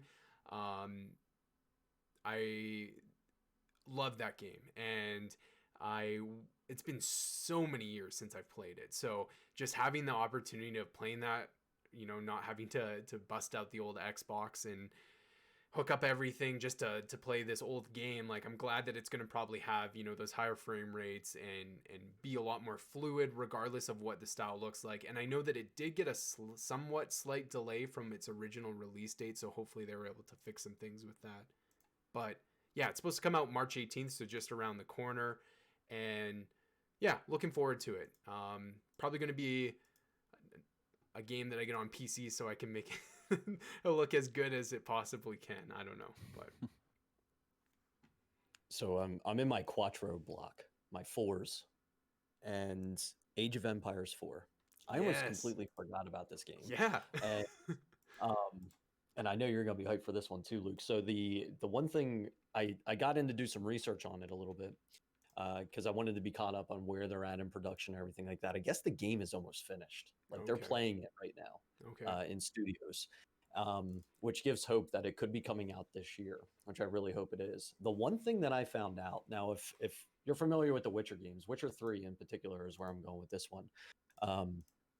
They actually pulled the composer from Witcher 3 to Age of Empires 4 to conduct music for it. Mikolai Stroinski is his name. To be able to get an idea on what the music for this game was going to be like, I went and looked up the Witcher 3 soundtrack. And I'm a big music guy. I love music for video games. I think it's our modern classical music. That soundtrack is amazing. It is absolutely amazing. So like if that's any indication on where this game is going, because from what they're saying is they're making it a modern RTS, but they're not trying to overfill it like they did with some other modern RTSs that we have. One that comes to mind is StarCraft 2. I was a huge fan of the original StarCraft series, and then StarCraft 2 came out, and it just kind of blew up the mechanics for me, and it didn't hold well. I'm really looking at Age of Empires if they're going to do what they're saying they're going to do. I'm looking at Age of Empires 4 to give us classic RTS with that new wrapping paper type of deal. I'm really excited for this game, and like I said, it should be this year. It may be later this year, but it's looking really good that it'll be coming to us. But yeah, in the Quattro block, this is the first RTS that I've been excited for a long time. Yeah, and they definitely created that hype with the definitive editions, right, in the recent years with 2 and 3. And now like Game Pass 2, there's probably a whole bunch of people that got into the franchise for the first time through Game Pass and stuff like that. So yeah, I'm excited. And just to your point on soundtrack, like that Age of Empires, like especially 2 in my mind, like iconic, right? I can literally, I'm sure you're playing in your head like the songs that you hear while you're playing and the main menu music. And so I'm glad that they're still having an emphasis on that. And yeah, I can't wait. Since I've gotten my PC, I've only been able to like dabble and revisit the games because it's been so long since I've played them. But yeah, I just like as soon as it like brought me back to the days of spending hours and hours, like me and my friend had 2 PCs set up, and I would sit on one, he would sit in the other, and we would go, we'd sometimes we'd be allies and play against each other, sometimes we would go against each other, sometimes we'd team up with the AI, whatever. Like there's the like bringing the Age of Empires into the modern age of like 2021 and what, you know, video games are like and what RTS games like. I think you're right. Like I think they can really nail it with this one as long as they you know, check off all those boxes that you mentioned. So I'm looking forward to it, and I really hope that they can make it happen this year. All right. Well, I guess I'll keep with my indie theme here, and this is one we talked about not too long ago. But Cyber Shadow is that one that was announced on the what was it? The Nintendo Indies World. Direct or Indie World. That's what it's called now. Yeah, I think last month actually, December. Yeah, this is it's 2D side scroller. Kind of looks like a mix between like Ninja Gaiden and a little bit of the Messenger in there, and yeah, not a whole lot to be said about this one. Just looks like a fun little retro style game, and it's from the people that published. Well, they made Shovel Knight, but they're publishing this game, Right. so you know they make quality games, and I don't think they'd be publishing something they didn't fully believe in. So looks really cool. Looks like a Super Nintendo game, and that's about all I need to hear to check it out. So yeah, like I said, we talked about this one not too long ago, so I don't want to take too much time on it, but it's probably the next game I'll be playing. It comes out on the 26th of this month. So Nice. Gosh, this does look good. I didn't even know this existed. Good call. It was, when I saw it, I was like, oh yeah, I'm buying that. Like it was just like same here. An instant buy kind of showing for sure. And I never played well, again, different. And honestly, I just want to rewind this trailer real quick because I think this is a solo developer. Whoops, where was it here? They've got a What is- name, but I It don't is. know. What is up with these solo developers? Yeah, Like it's insane. Like, the games that they're Crushing coming up it. with completely by themselves. It makes you really start to wonder like how much of a big studio do you really need to start putting together some of these things? And is it convoluting having studios that large, anymore? It's Yeah. so interesting. yeah. Oh, jeez, I can't freaking There it pause was. it. Yeah. Somewhere in there. Yeah, where was it? There it is. It's like Oh, look at machine something. Single name. A game I by can't look it up. Oh, I was almost there. You almost had it. Arn Hunziker, I believe is how it's Yeah. pronounced, at Mecha Skull. So you could probably check him out on Twitter and get some info on the development on that game. But yeah, like I said, right Awesome. around the corner. So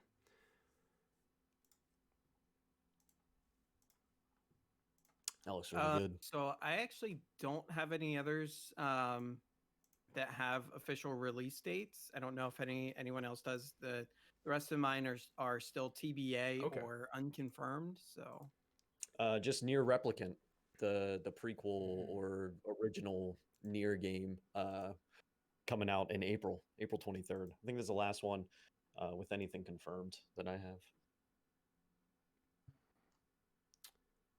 and it's gonna be good. I've been playing Near Automata. Yeah, with and your at night, my King at Night streams. Yeah. and what a great game mechanically. And if Near Replicant is anything like it, which I'm guessing it's gonna, since it's the Near on plane is technically the sequel. Mhm. It's just going to be a ton of fun. It's just going to be a lot of fun with a lot of little story quirks and probably 26 different endings like this one has. And I guess they're adding more things into it and kind of adjusting, from what I understand, based off on how the original one was. I didn't dig too much into it just because there were so many other stories I was trying to chase at the time. But it's one for this year that's on my list. Yeah, real quick, I did have some other ones. I don't need to go into too much detail on them though. Far Cry 6 was supposed to come out February 18th, but it's been delayed with no new date. So I'm assuming probably like May would maybe be when that game comes out. But Giancarlo Esposito, is that his name?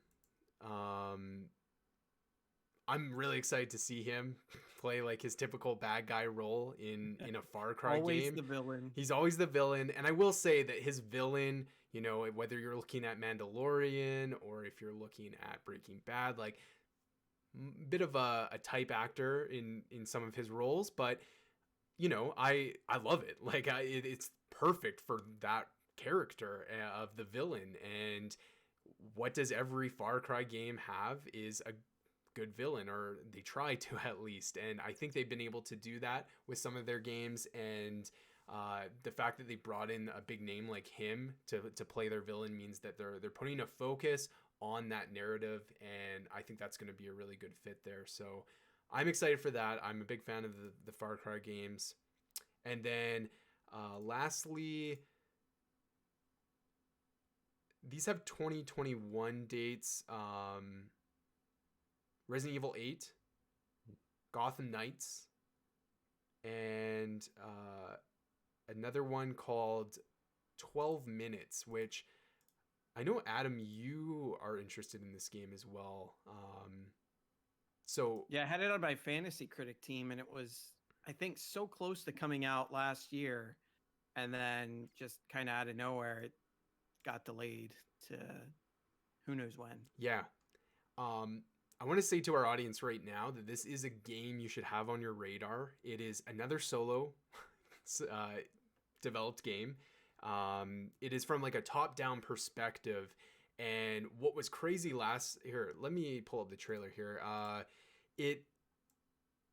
What was crazy last year, is that they came out and announced an all-star voice cast for this game. And, that's pretty normal in today in terms of video games and combining that. But like, where is it here?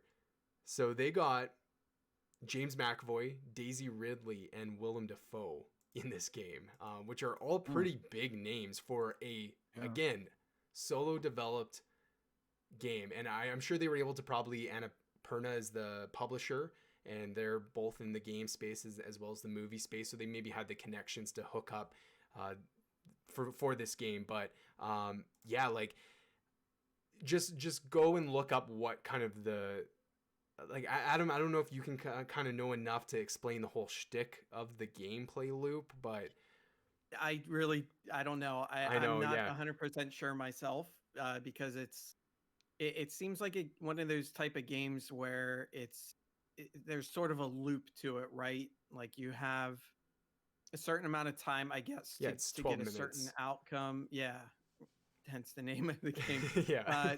To get like an outcome of whatever conflict is going on, and there's different, I guess depending on, like, a choose your own adventure, depending on how you play or what maybe dialogue or what things you interact with are going to determine the outcome at the end of that 12 minutes. But it seems like there is a loop, so that after that ends, you're sort of back to where you started. Yeah, Groundhog Day.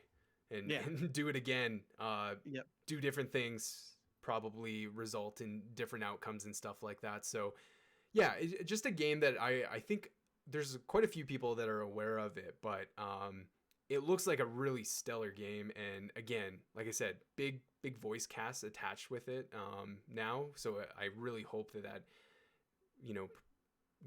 gets it more exposure and stuff, because I remember seeing that initial trailer and just thinking like, damn, that looks pretty cool. So all right, well, I guess we can just move on then to the games that are still TBA. I guess, Steven, did you have any that you wanted to mention? For to be announced? Yeah, maybe a game that could come out this year, but we still don't know when it's going to release. Are you guys ready? Are you ready? I don't know. Oh man, he's gonna do it. He's gonna do it. We all know he's gonna do it. No Man's Sky. He did the thing.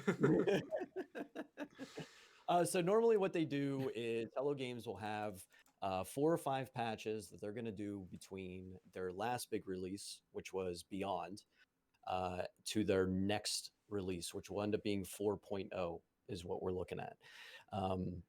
And normally it's summertime. So we're probably looking at July-August timeframe sometime. I'm expecting to hear that we're going to get another major update for No Man's Sky, and I'm pretty pumped about it. They're very predictable as a company. They, whenever you were first getting to know Hello Games through the No Man's Sky release, they were very quiet.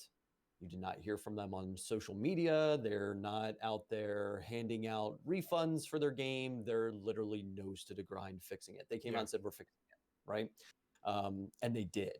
There was no need for their companies to start taxing them wildly or there was community backlash, but eventually they gave us a game. Well, right? and even with that in itself, they've created like this new like terminology for a game that can like have a not so great launch, and then like everyone refers to it as a No Man's Sky situation, right? Maybe Cyberpunk can have a No Man's Sky situation. They missed the launch. Can they improve it like No Man's Sky did? Exactly. And I fully believe that Cyberpunk can. I think that they're going to make an amazing comeback, and we're going to have a very well put together game. But yeah, to it, I think August of this year, expect another major update from No Man's Sky. I have no idea what it could be. Every time they do a release, it's like, oh my gosh, they're adding something new that was completely unexpected and ends up being amazing. So I'm expecting some nice things out of Hello Games and another a good 4.0 from them this year. I'm excited about it all. Well, I think the biggest 2 announced but no release date games for me would be Zelda Breath of the Wild 2 and Metroid Prime 4. So, I mean, Taking up 2 jeez. 2 games. Yeah, I mean, let's just have the discussion now. I mean, there's just when are these games coming is all I need to know. Like I don't need to see anything else. I don't care about what the story is. I don't care about like none of it. Just put the game out and let me play it. You know what I mean? Like So, so I we're love in Zelda and I love Metroid, and I'm ready. I'm ready for them. So. yeah, we're in the 35th anniversary this year for each of these series, Mm-hmm. right? Mm-hmm. So like the anticipation is high to have at least one of these titles coming out this year, right? Like we should get at Yeah, least one of them. for I, sure. I I'm hoping anyway. There's of course it's Nintendo. We have no dates on anything. We have no indication on what it's going to be, and it's all guesswork at this point. So it's like, when we saw the announcement for Breath of the Wild 2, how far along in production were they? How far along in Metroid Prime 4 are they at this point? So like we have to be like, is it this year just because we have this little bit of anniversary talk, or are Mm-hmm. we just going to get trilogies remastered? You know, um, I'm ready to. I With think yeah, I think in terms of like tying it in with the anniversaries, Zelda seems more likely for that just because it's a bigger series. There's a lot more games, there's a lot more history to that series. Whereas Metroid, they restarted development on that. They'd never have made a huge deal about the anniversary of Metroid before, which I wish they would, but uh, I just think if that's how it's going to be, is like this is the big game we're pushing because it's the anniversary, then my money's on Zelda at that point. And maybe they both come this year. Who knows? But I mean, that would be something pretty special. Like we were talking about at the top of this. Like this could be a Mario and Mario Odyssey and Breath of the Wild 1 situation if both those games came out this year. Yeah, I think for sure.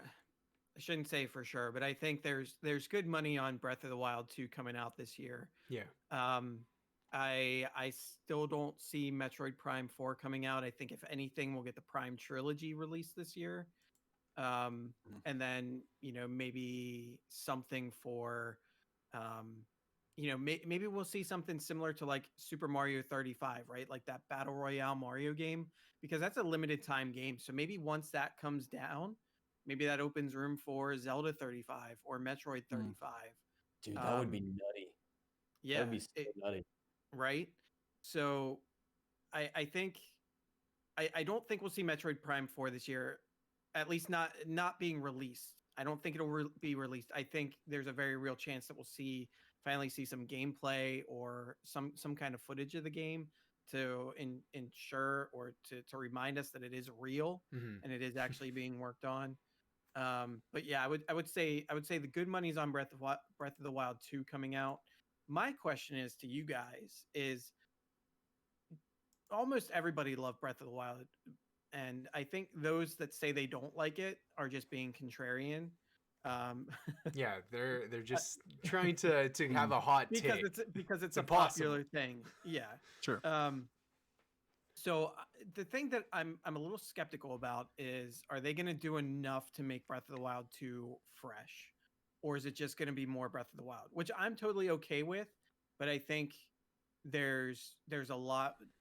I think they're leaving themselves open to criticism if they don't somehow keep it fresh. If it turns out it's just more Breath of the Wild, I think consumers and media outlets are going to have a field day with the game.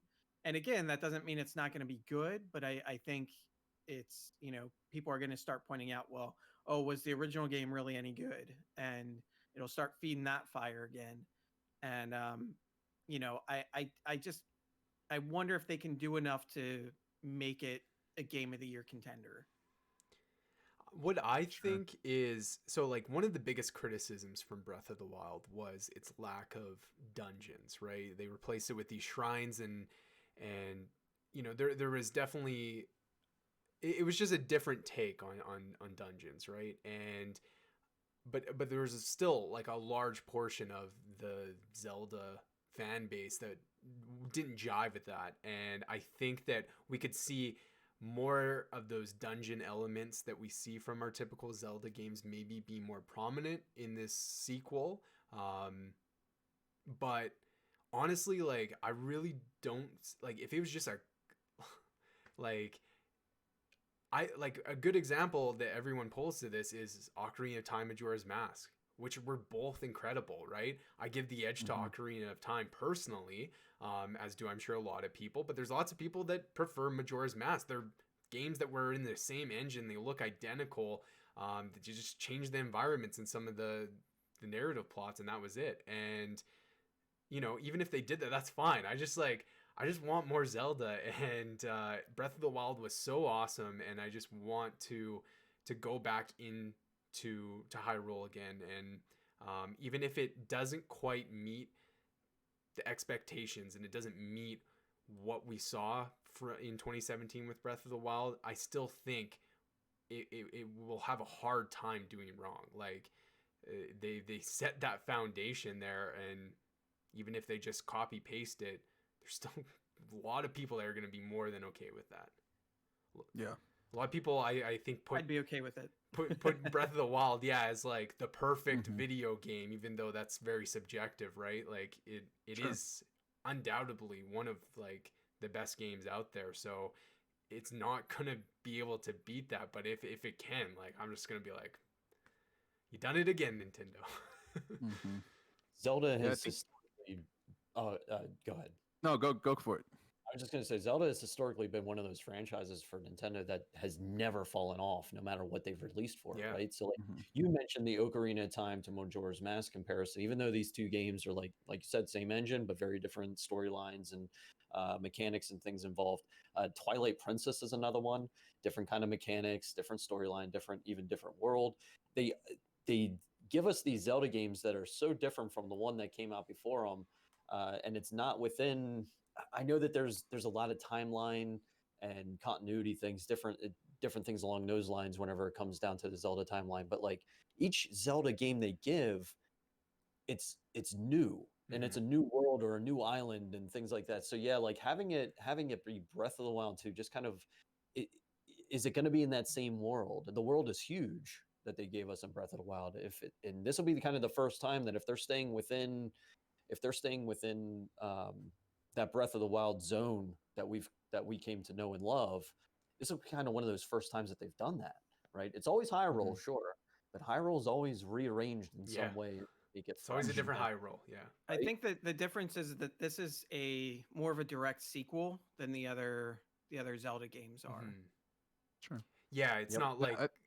Sorry, go ahead, Garrett. I've talked enough. No, I was just gonna say that, like, I think that, like, yeah, it's more of that direct sequel, but it's also, I think there's going to be, from what we've seen in the trailer, it looks like there's going to be something that's like going to change the world a little bit, and so I think that, like, it's going to play with that a lot, like what's changed since the last game, and also, like Luke was saying, I think if they bring in some more like actual dungeons and maybe a little bit more of the story elements, because that was one area that I thought Breath of the Wild was a little bit lacking, was the story was kind of just these certain little chunks, and the rest of it was kind of the story that you made for yourself, and that's good and well, but for me, Zelda is always about furthering that storyline, the quest for the Triforce and good and evil and that whole thing. So if they kind of take the few minor complaints that are out there about Breath of the Wild, they change the world just enough, they put in a couple actual like large dungeons and throw some more story at us, I mean, I don't see how any of that can add up to something that's not going to be enjoyable. Sure. Mhm. Yeah. Yep. All right. And really, you guys don't think Prime 4 is coming sometime this year or even next? I Next think it'll be year, next sure. year. I think do it, too. it could very plausibly be a 2022 game. I just don't think it'll be this year. I think, come E3 time or whatever, whatever happens this year, I think we'll see more of the game. We'll understand what Metroid Prime 4 is going to be. I just don't think it comes out this year. I think Metroid and Zelda are their treehouse this year. Damn. This That, Mm. that would be. I Can you think, imagine? I think Metroid and Zelda are their treehouse. Maybe even Pokemon thrown in there, because that's another anniversary discussion, and we won't dive into that rabbit hole. But the for me, Prime 4 is a please, dear God, 2021 holiday release. Oh, I for would me. love to see it. Yeah. Because this game was announced. Was it 2018 E3? Might have even been 2017. I think it was the Metroid year that is first came out. 2017. 2017 E3. Yeah. We're at 4 years now that this game. Well, has been yeah, out. but remember they had to scrap the project at one point. Yeah, they did completely, like, what was it, 28 or 2019? I think it was 2019, Yeah. very beginning of 2019. So I get that. I get the scrapping of things, but a lot of times whenever you scrap a project, there's things that are left over that they might Sure. not have to do it again. Models are one big thing. So like having to model out a whole Sure. bunch of stuff that they probably could have cannibalized off the old one to bring into the new one. That's my hope, and that's why I kind of feel with it having been announced in 2017, I think there's a I don't want to say it's a 95% chance we're going to get this year, but I think that there's a decent probability that we get that we could get a 2021 release date on this, and I hope so. And I want it for the anniversary. I think it would be perfect. It'd be my perfect storm of games this year if Breath of the Wild, Metroid, Mass Effect trilogy, and all the other ones kind of just get thrown at us.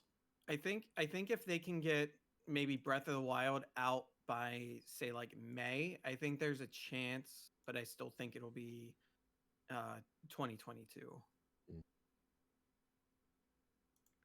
Yeah, I guess we'll just have to wait and see. At any rate, I just hope Nintendo. And I know it was a weird year last year, but yeah, it was like I just want to know what Nintendo looks like for this year, and also in terms of like hardware, right? We haven't even talked about like the Switch Pro, and that could totally play a huge role in these two games on if they want to launch this new console alongside one of them, which would obviously be the smartest choice probably. So Yeah, so I guess with those out of the way, mine would have to be. Oh gosh, I have to say, I don't know because it hasn't. We haven't seen anything yet, but I'd have to go Final Fantasy VII Remake Part 2. You know, it just came out last year, so it depends on like how quickly they can turn around and get Part 2 out there. Like how much of that has already been worked on and completed by the time they actually release Part 1, because you have to figure Part 1 was done well before it launched, and Part 2 would have already been in production by the time Part 1 launched. So it just, I think it all depends how big Part 2 is going to be, how much they were able to get started before the launch of the first part. But that would be so hype if they could get Part 2 out this year. I'd say it's maybe a little on the unlikely side, but I'd say it's also plausible.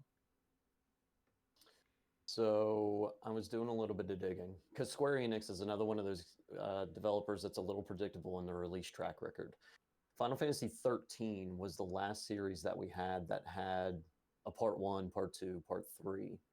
And if I remember correctly, it was 2010 for Final Fantasy 13 Part 1, and then 2013 for Part 2.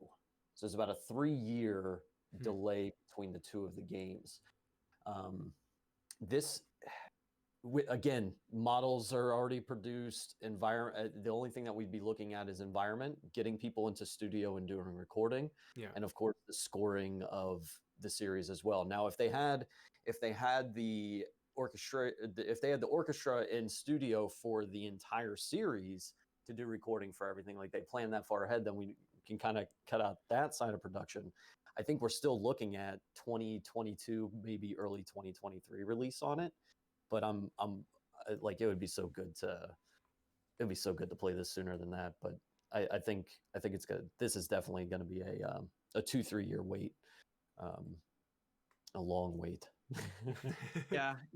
That's why I said like it's likely not going to release this year, but we haven't heard anything one way or the other. And the other thing we know is true for Square Enix is they like to hype their games up for a pretty extensive amount of time. So I think just the fact that it hasn't even been officially like announced yet, like obviously we know it's coming, which that alone makes it plausible that it could come out this year. But the fact that there hasn't been any messaging for it yet probably means it's not coming out this year, but I would love it if somehow it did.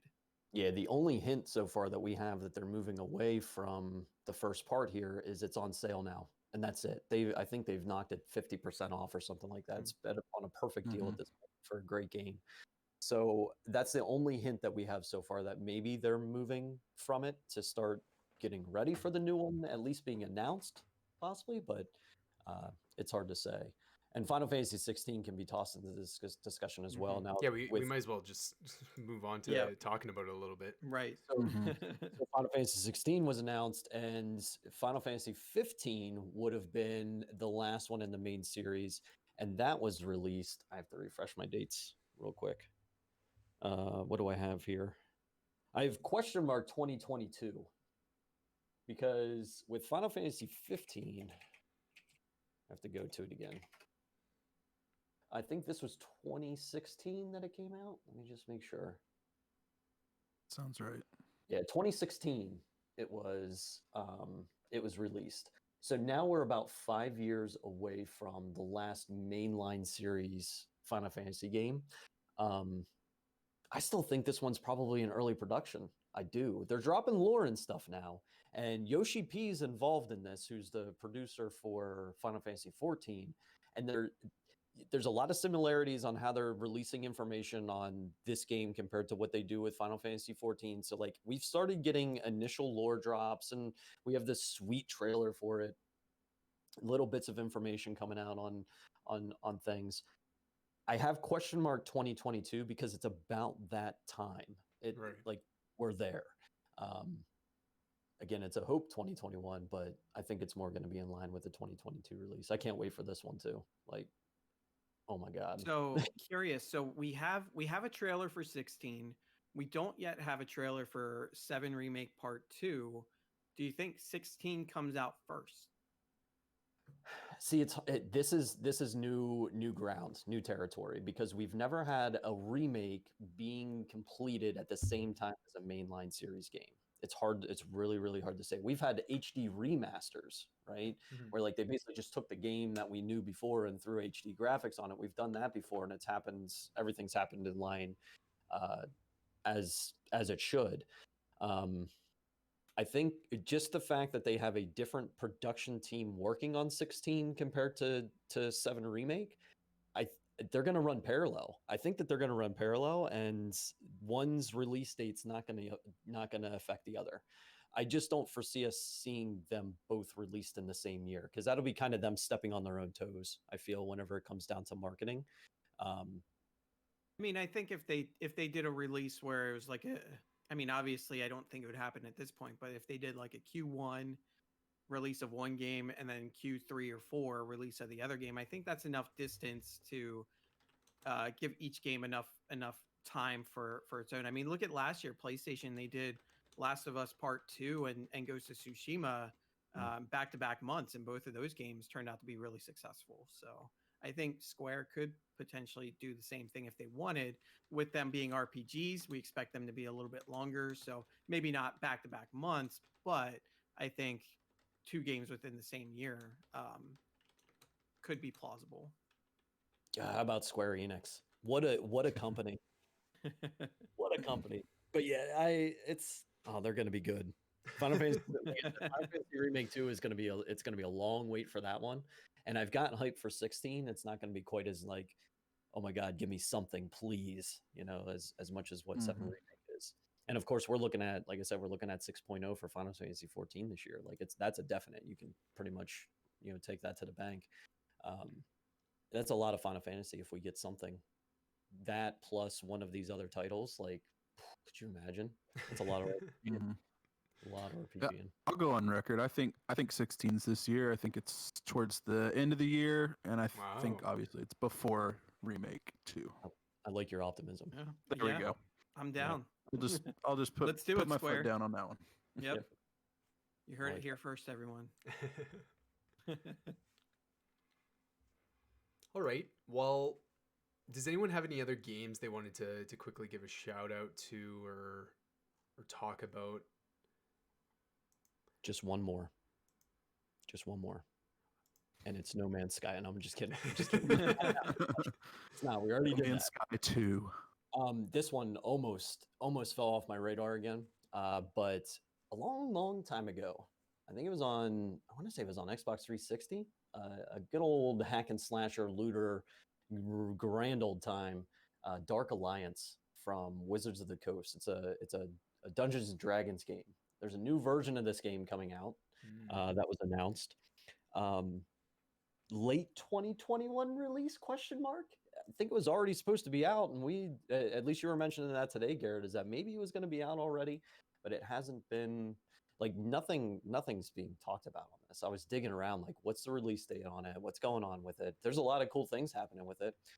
If you're a Dungeons and Dragons player and have read books and are familiar with Drizzt Do'Urden, it kind of follows him and his band of adventurers in the game, and it takes place after the novel The Crystal Shard, which was one of the best Drizzt Do'Urden novels that R.A. Salvatore wrote, and he's also working on the game with Wizards and giving input on how the characters will develop through the story of it. And it's just going to be one of those classic run with your friends. There's going to be some choices involved. It's not going to be on the lines of like a Baldur's Gate 3 where, you know, every single choice that you make is going to affect what happens in the world around you, and you're not going to be rolling d20s like you are in that one, but you're going to have the ability to choose your path. You're going to have you know, a set cast to choose from, but you're definitely going to have a lot of monster slaying and a lot of loot, and probably with a really great story along with it, because R.A. Salvatore is one of the greatest writers whenever it comes to sci-fi novels that's out there. So that's pretty much that's the last one I have written down here that I'm really super hyped for. But I mean, this list is ridiculous. It's absolutely ridiculous. And there's plenty more. I did want to go back and mention one for the first part, games that actually do have like release windows, and again, it's kind of one of those. I'm surprised nobody mentioned it, but on the other hand, I'm pretty sure I'm the only person that's beat it, or beat the first one. That's God of War. The new God of War is supposed to come out this year. Wow. Fake gamers and here. the first one was just, it was so good. You know, most people that have played it, you know, they already know how good it is. I won't spend too much time on it, but yeah, I just wanted to call this one out. I should have brought it up earlier, because I am really hyped for this game. I think it's going to be a fantastic continuation, especially with that little bit of a cliffhanger we got at the end of the first game. So I'm really excited to see how this story continues to play out. So yeah, that's one that I wanted to mention. I did also want to mention completely baseless speculation that I have. I shouldn't say baseless. There's been rumors about it, but totally unconfirmed, and that's a new 2D Metroid game, which again, Metroid 35th anniversary. There's been a rumor since last year that there's a 2D Metroid game in the works that was maybe going to be announced around the same time that Paper Mario was. It never ended up happening. So I think this could maybe be the year that we get a new 2D Metroid. You know, that would probably make sense. They could do a 2D Metroid this year to celebrate the anniversary, get Breath of the Wild 2 out this year for that anniversary, and then not have, I mean, it's a 2D Metroid isn't going to help the people that really are just looking forward to Metroid Prime 4, but for people like us that are interested in both, you know, 3D and 2D Metroid, that, you know, kind of satiates us a little bit. So that would actually be pretty plausible. All right. 3 quick shout outs: Elden Ring, Pokemon Snap, and what was the other one? Oh, Little Devil Inside, which was this very cool art style game that was shown off at the PS5 reveal event. Another game, like, a lot of these games that I anticipate are just like, hey, they showed me a trailer and I'm like, that looks dope, I'm on board, knowing nothing really about it. So again, a lot remains to be seen on what that actually looks like, but it looks like a cool, cute little game that has a lot of like a unique art style to it, which is kind of cool. So and Hollow Knight Silk Song too. yeah, I want to mention. I think a lot of people looking forward to that. The first Hollow Knight game it's a good Metroidvania. It's one that just didn't quite click with me, but from the footage that I've seen of Silk Song, looks like one that I think I could end up enjoying a little bit more. It speaks to me a little bit more just from what I've seen than what playing the original Hollow Knight did. But I know it's got a rabid fan base to it that I know they're just chomping at the bit to get more into that world. for sure. Mass Effect Legendary Edition, Humankind, which I think is a civilization type RTS, or not RTS, turn-based strategy game, I believe. That's another one. There's so much. Honestly, we could go on for 4 hours. Yeah, we could do a part 2 of this episode, I'm sure. But we're not going to. At that point, we're just listing every game that's going to come out this year. Yeah. Madden 22. Yeah. So obviously, very big year ahead. Some of these aren't going to come out this year. They're going to get delayed. There's also, like we said, a lot of games that we don't know about, a lot of annual releases that have yet to be officially revealed and stuff. So yeah, it's going to be good, but man, what a start to the generation in terms of like that. Like when we look back to Xbox One, PS4, even that year after 2014, it wasn't until 2015 until I feel like they started getting traction. We started, expanding the catalog, and we got games like The Witcher and Overwatch and stuff like that really started to define the generation. So yeah, I think we're gonna wrap it on our topic of the show here and move on to the last little bit here. So before we get to that, we are running long on time, but we got to make that money. So I wanted to quickly give a huge shout out in our own store here. Games are fun. Thank you to our sponsor. Yeah, thank you to our sponsor. Ourselves. There's the word I was gonna use. Games are fun has their very own merch, and we have a collection here of t-shirts. We have stickers. We have a mug. Steven, you have that mug. Where's that at? Yeah, there it is. Back to Steven there, repping that Games Are Fun merch. So you can head over to gamesarefunpodcast.com to see our collection here. My personal favorites for our Twitch streamers here is this spaced out alien tee, which was designed by my friend Andrew. Some cool details in this shirt. I basically told him I wanted a design of like two aliens or monsters playing video games, and he created these little creatures, and they got the bowl of cheese balls beside them. They got the talkies in the corner there. They got that sweet DC. So a little couple personal touches that I appreciate with that, but overall just like a really cool design that I thought I did a really good job on. And yeah, we have like our typical logo tee. We have a long sleeve shirt on there, just a whole collection, women's cut tees, kids tees, and yeah, you picking up a piece of merch is your way to directly support Games Are Fun. We do this all on our own budget, so we'd really appreciate the financial support, and you get a piece of merch out of it. So once more, gamesarefunpodcast.com, and if you're listening to this in the show notes, you can just find the link down there. All right, let's move on to what we have been playing. So because we're running really long for time, we're well over 2 hours now. I think what we're gonna do is just kind of go around and just give mentions of what we played over the break.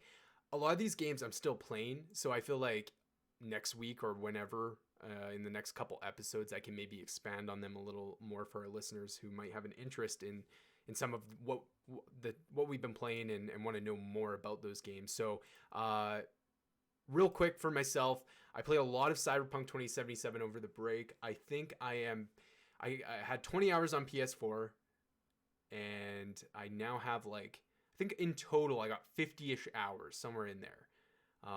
Although Discord would say otherwise for some weird reason. Really like it. I will say I'm getting a little fatigued now. I was on a high of just like crushing the quests, but I need to take a break. So I took a step back and picked a game that is like very similar in a lot of ways, which is Watch Dogs Legion. Another game that involves a lot of hacking and stuff like that. About 15 hours into that, really enjoying that. Steven, you played Watch Dogs Legion, didn't you? I did. Yeah. Still kind of chipping away at it. Yeah. But it's good, isn't it? Yeah, it's really fun. Like the whole mechanic of having your team, and I just like I know you didn't you have like some sort of gang of... Yeah, mine's getting a bunch of people wearing bowler derbies. Yeah, that's it. which is hilarious. You can totally do something like that. My group is like, I just love it. It's like super diverse of all these different people. I will say that I definitely just kind of stick to my character that has like Albion uniform access, because that's really helpful. Like there's certain NPCs that have like based on like their occupation or something that allow you some more flexibility when you're infiltrating something.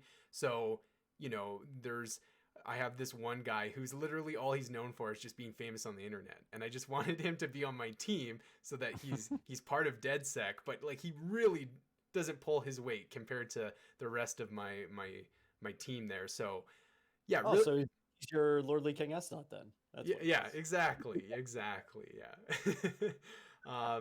Really fun. I'm gonna keep playing it, but I will say, like any Ubisoft game, it feels repetitive. Like you start to come across like a mission, and it's like, man, this is just like all they're doing is like, it's that meme of like, hey, can I copy your homework? It's like, oh, well, just change it up a bit so the teacher doesn't find out. Like it's kind of like that with certain missions. So that is a criticism, but that's also like Ubisoft. It's a big open world game, and it already has so much attention to detail. So you're gonna get those copy paste moments. But Rocket League, killing it over on there, improving my skills.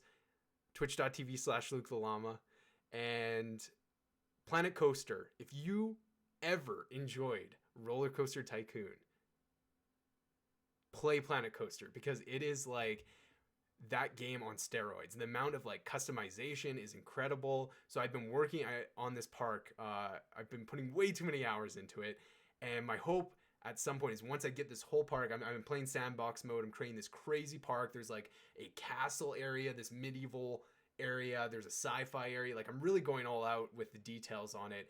My hope is to kind of do like a short 10-minute YouTube video or something like that where I kind of tour my park, because I've already poured in 15-ish hours on that game, and I probably have a solid, I'm gonna guess, 60-70 for where I want to get that park. So shout out to Planet Coaster. Really fun game. Nice. I guess I'll go ahead, go next here. Pretty simple here for me. I've just basically been playing Kingdom Hearts 2. About this time 2 years ago, around the Christmas holiday season, I really started playing Kingdom Hearts. Played the first one around that time, and then last year started up Kingdom Hearts 2 and made probably about 10 hours of progress on PS4. But then obviously I sold the PS4 when I got the PS5, and I got the all digital PS5, and I had the game on the disc. So I'm like, what do I do here? Well, it's on Game Pass, so I'll just be the Game Pass shill over here and say that once again, Game Pass saves the day. Yeah, I had to replay about 10 hours that I'd already played, but I'm well past that now, and probably only about 5 or 6 hours from the end of the game, I think. So that will probably be the first completion for this guy in 2021. Other than that, I also started God of War Ascension last night. I'm like Adam mentioned, one of those filthy casuals who hasn't beaten God of War 2018, and I said, you know what, I'm going to do it big. I'm going to try to play all of them, because they're not that long of games like the original ones. They're like 8 to 10 hour games. So I'm going to breeze through those real quick, and then really set myself up for the game that everyone talks about. And I'm gonna start over, because I only played maybe 8 hours of it the first time. So Yeah, I do want to quickly mention that literally 2 days ago I installed God of War again. I played that game like 20 hours and then just got enough of it. So I'm replaying it, Adam. Don't worry, we'll get there. Good. Yep. We just need a Wrongs couple will be extra righted. years. But yeah, that's all I got for now. All right. So I want to backpedal just a second, because there's another game I wanted to talk about that we don't have a release date for it yet. And it's not a new game, it's an update to an existing game, and that's Phasmophobia. We know that there's new maps coming. We know that there's new ghosts coming. We know that there's new difficulty mode coming. So that is one of my most anticipated, games or expansions or DLC or whatever you want to call it coming up. So I just wanted to throw that out there. That being said, what I've been playing is I've been playing a lot of Final Fantasy 14 lately. Uh, I've been finishing up a lot of old content that I have just kind of left sitting for the longest time. So it was good. It's a lot of good stuff. I'm glad that I went through it. I think I burnt myself out a little bit. I need to take a little step back from the game, I think. Um, just for a little bit, but yeah, I've been having fun with it for sure. Stardew Valley, which I've been Oh yeah. streaming in the evenings, Tuesdays and Wednesdays. I have a co-op farm going with Loreley King S. Dot here and a friend of ours to the show, to the kingdom, is Pixie of Darkness, who, yeah, she runs content with Steven here on Final Fantasy 14 on a daily basis. So she's been hopping into my farm. It's been a really good time with the three of us playing. We've occasionally had an in real life friend Tom join and help out with the farm too. He's been kind of on and off with it, but yeah, that's been a ton of fun doing the co-op farming. I played it before, but I started a brand new farm for this co-op one, and it's just been a blast. We're midway through fall right now in year one, um, going through trying to get that completion on the community center. Um, let's see what else I've been playing. I played a little bit more Yakuza Like a Dragon. Nice.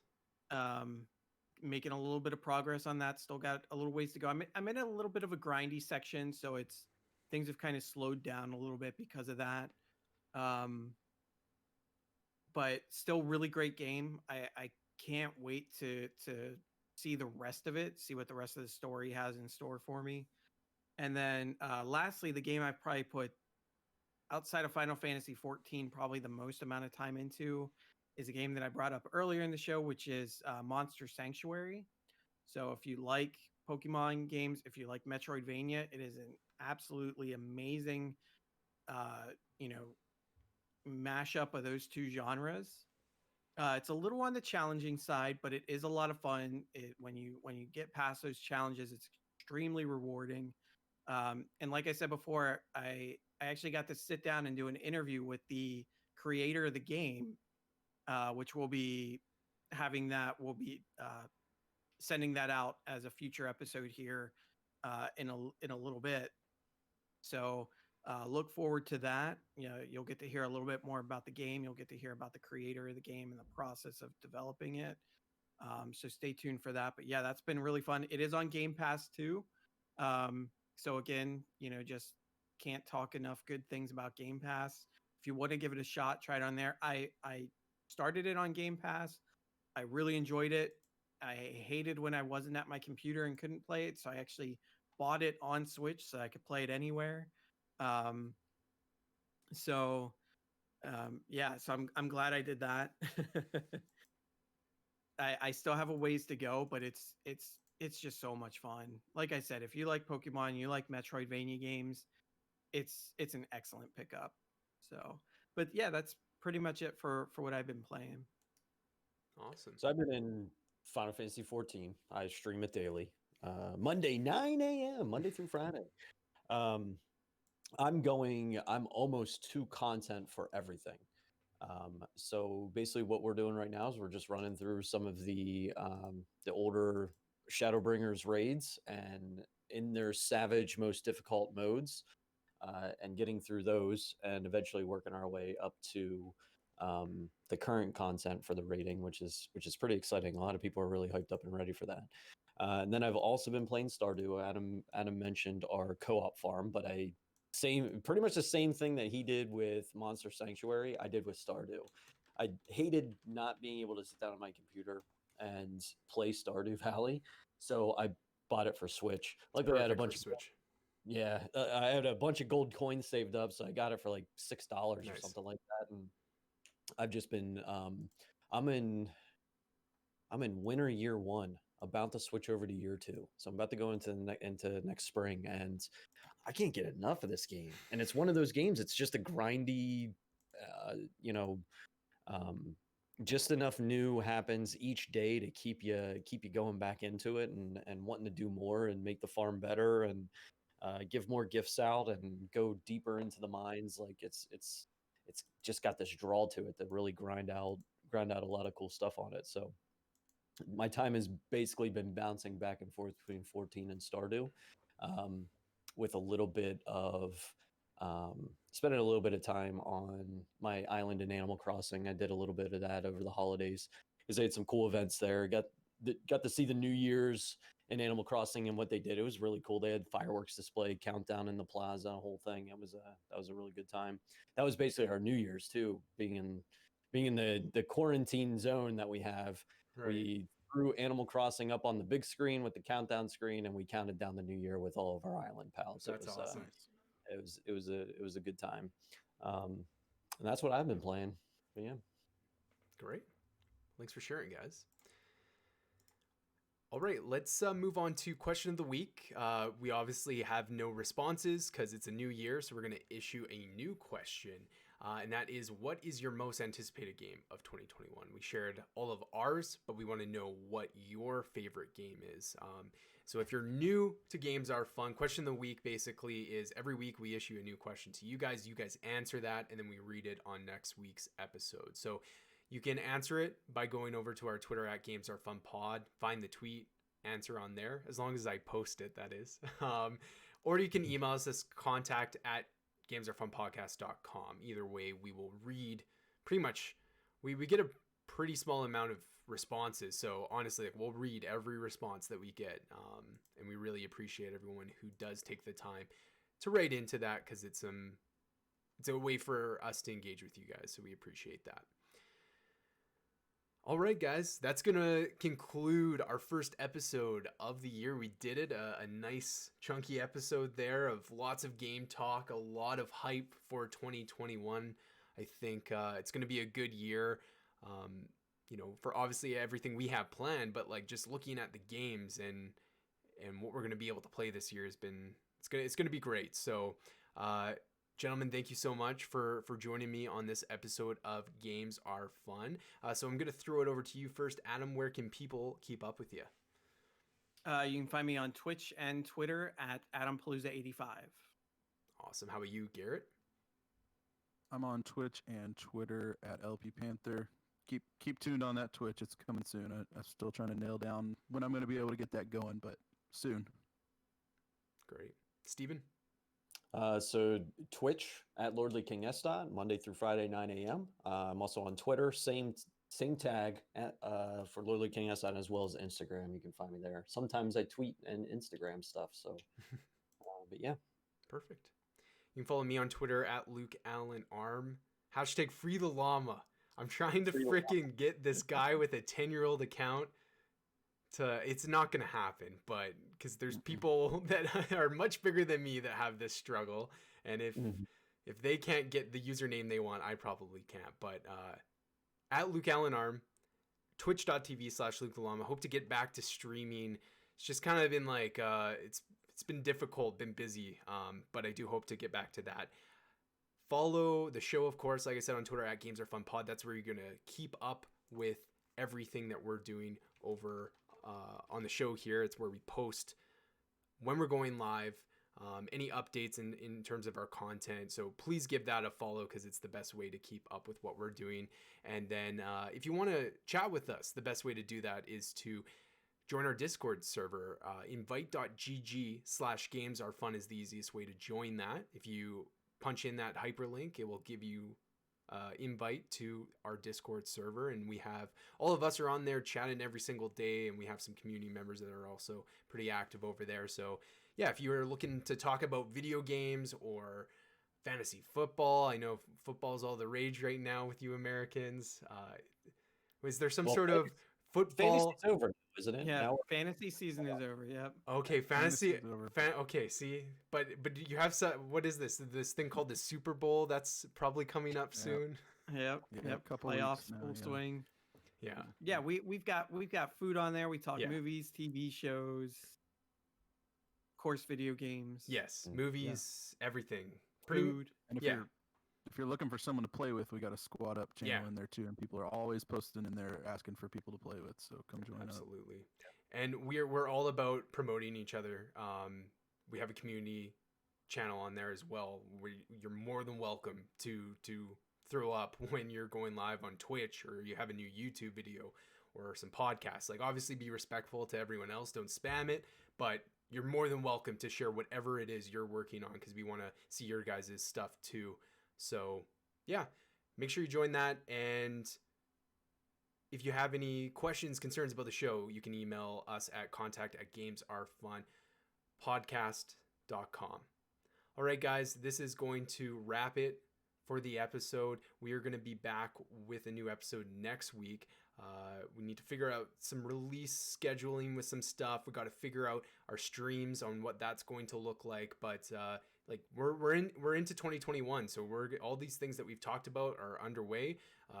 We're just waiting on schedules to work out so that we can give you guys the date on when you can expect some of this new stuff. So thanks again so much for the incredible year last year. I hope this year we can do just as much and hopefully even more. I have really good feeling about this year. Steven, we're bringing you on full time. We got another person to help us out with the show. So I'm super optimistic about the year, and I just can't look forward to it. So, all right. Yeah, you get it. Can't help but All right, guys. We'll talk to you later. Twitch chat, we'll say goodbye to you too here in a sec. But audio listeners, thanks again, and we'll talk to you all next week.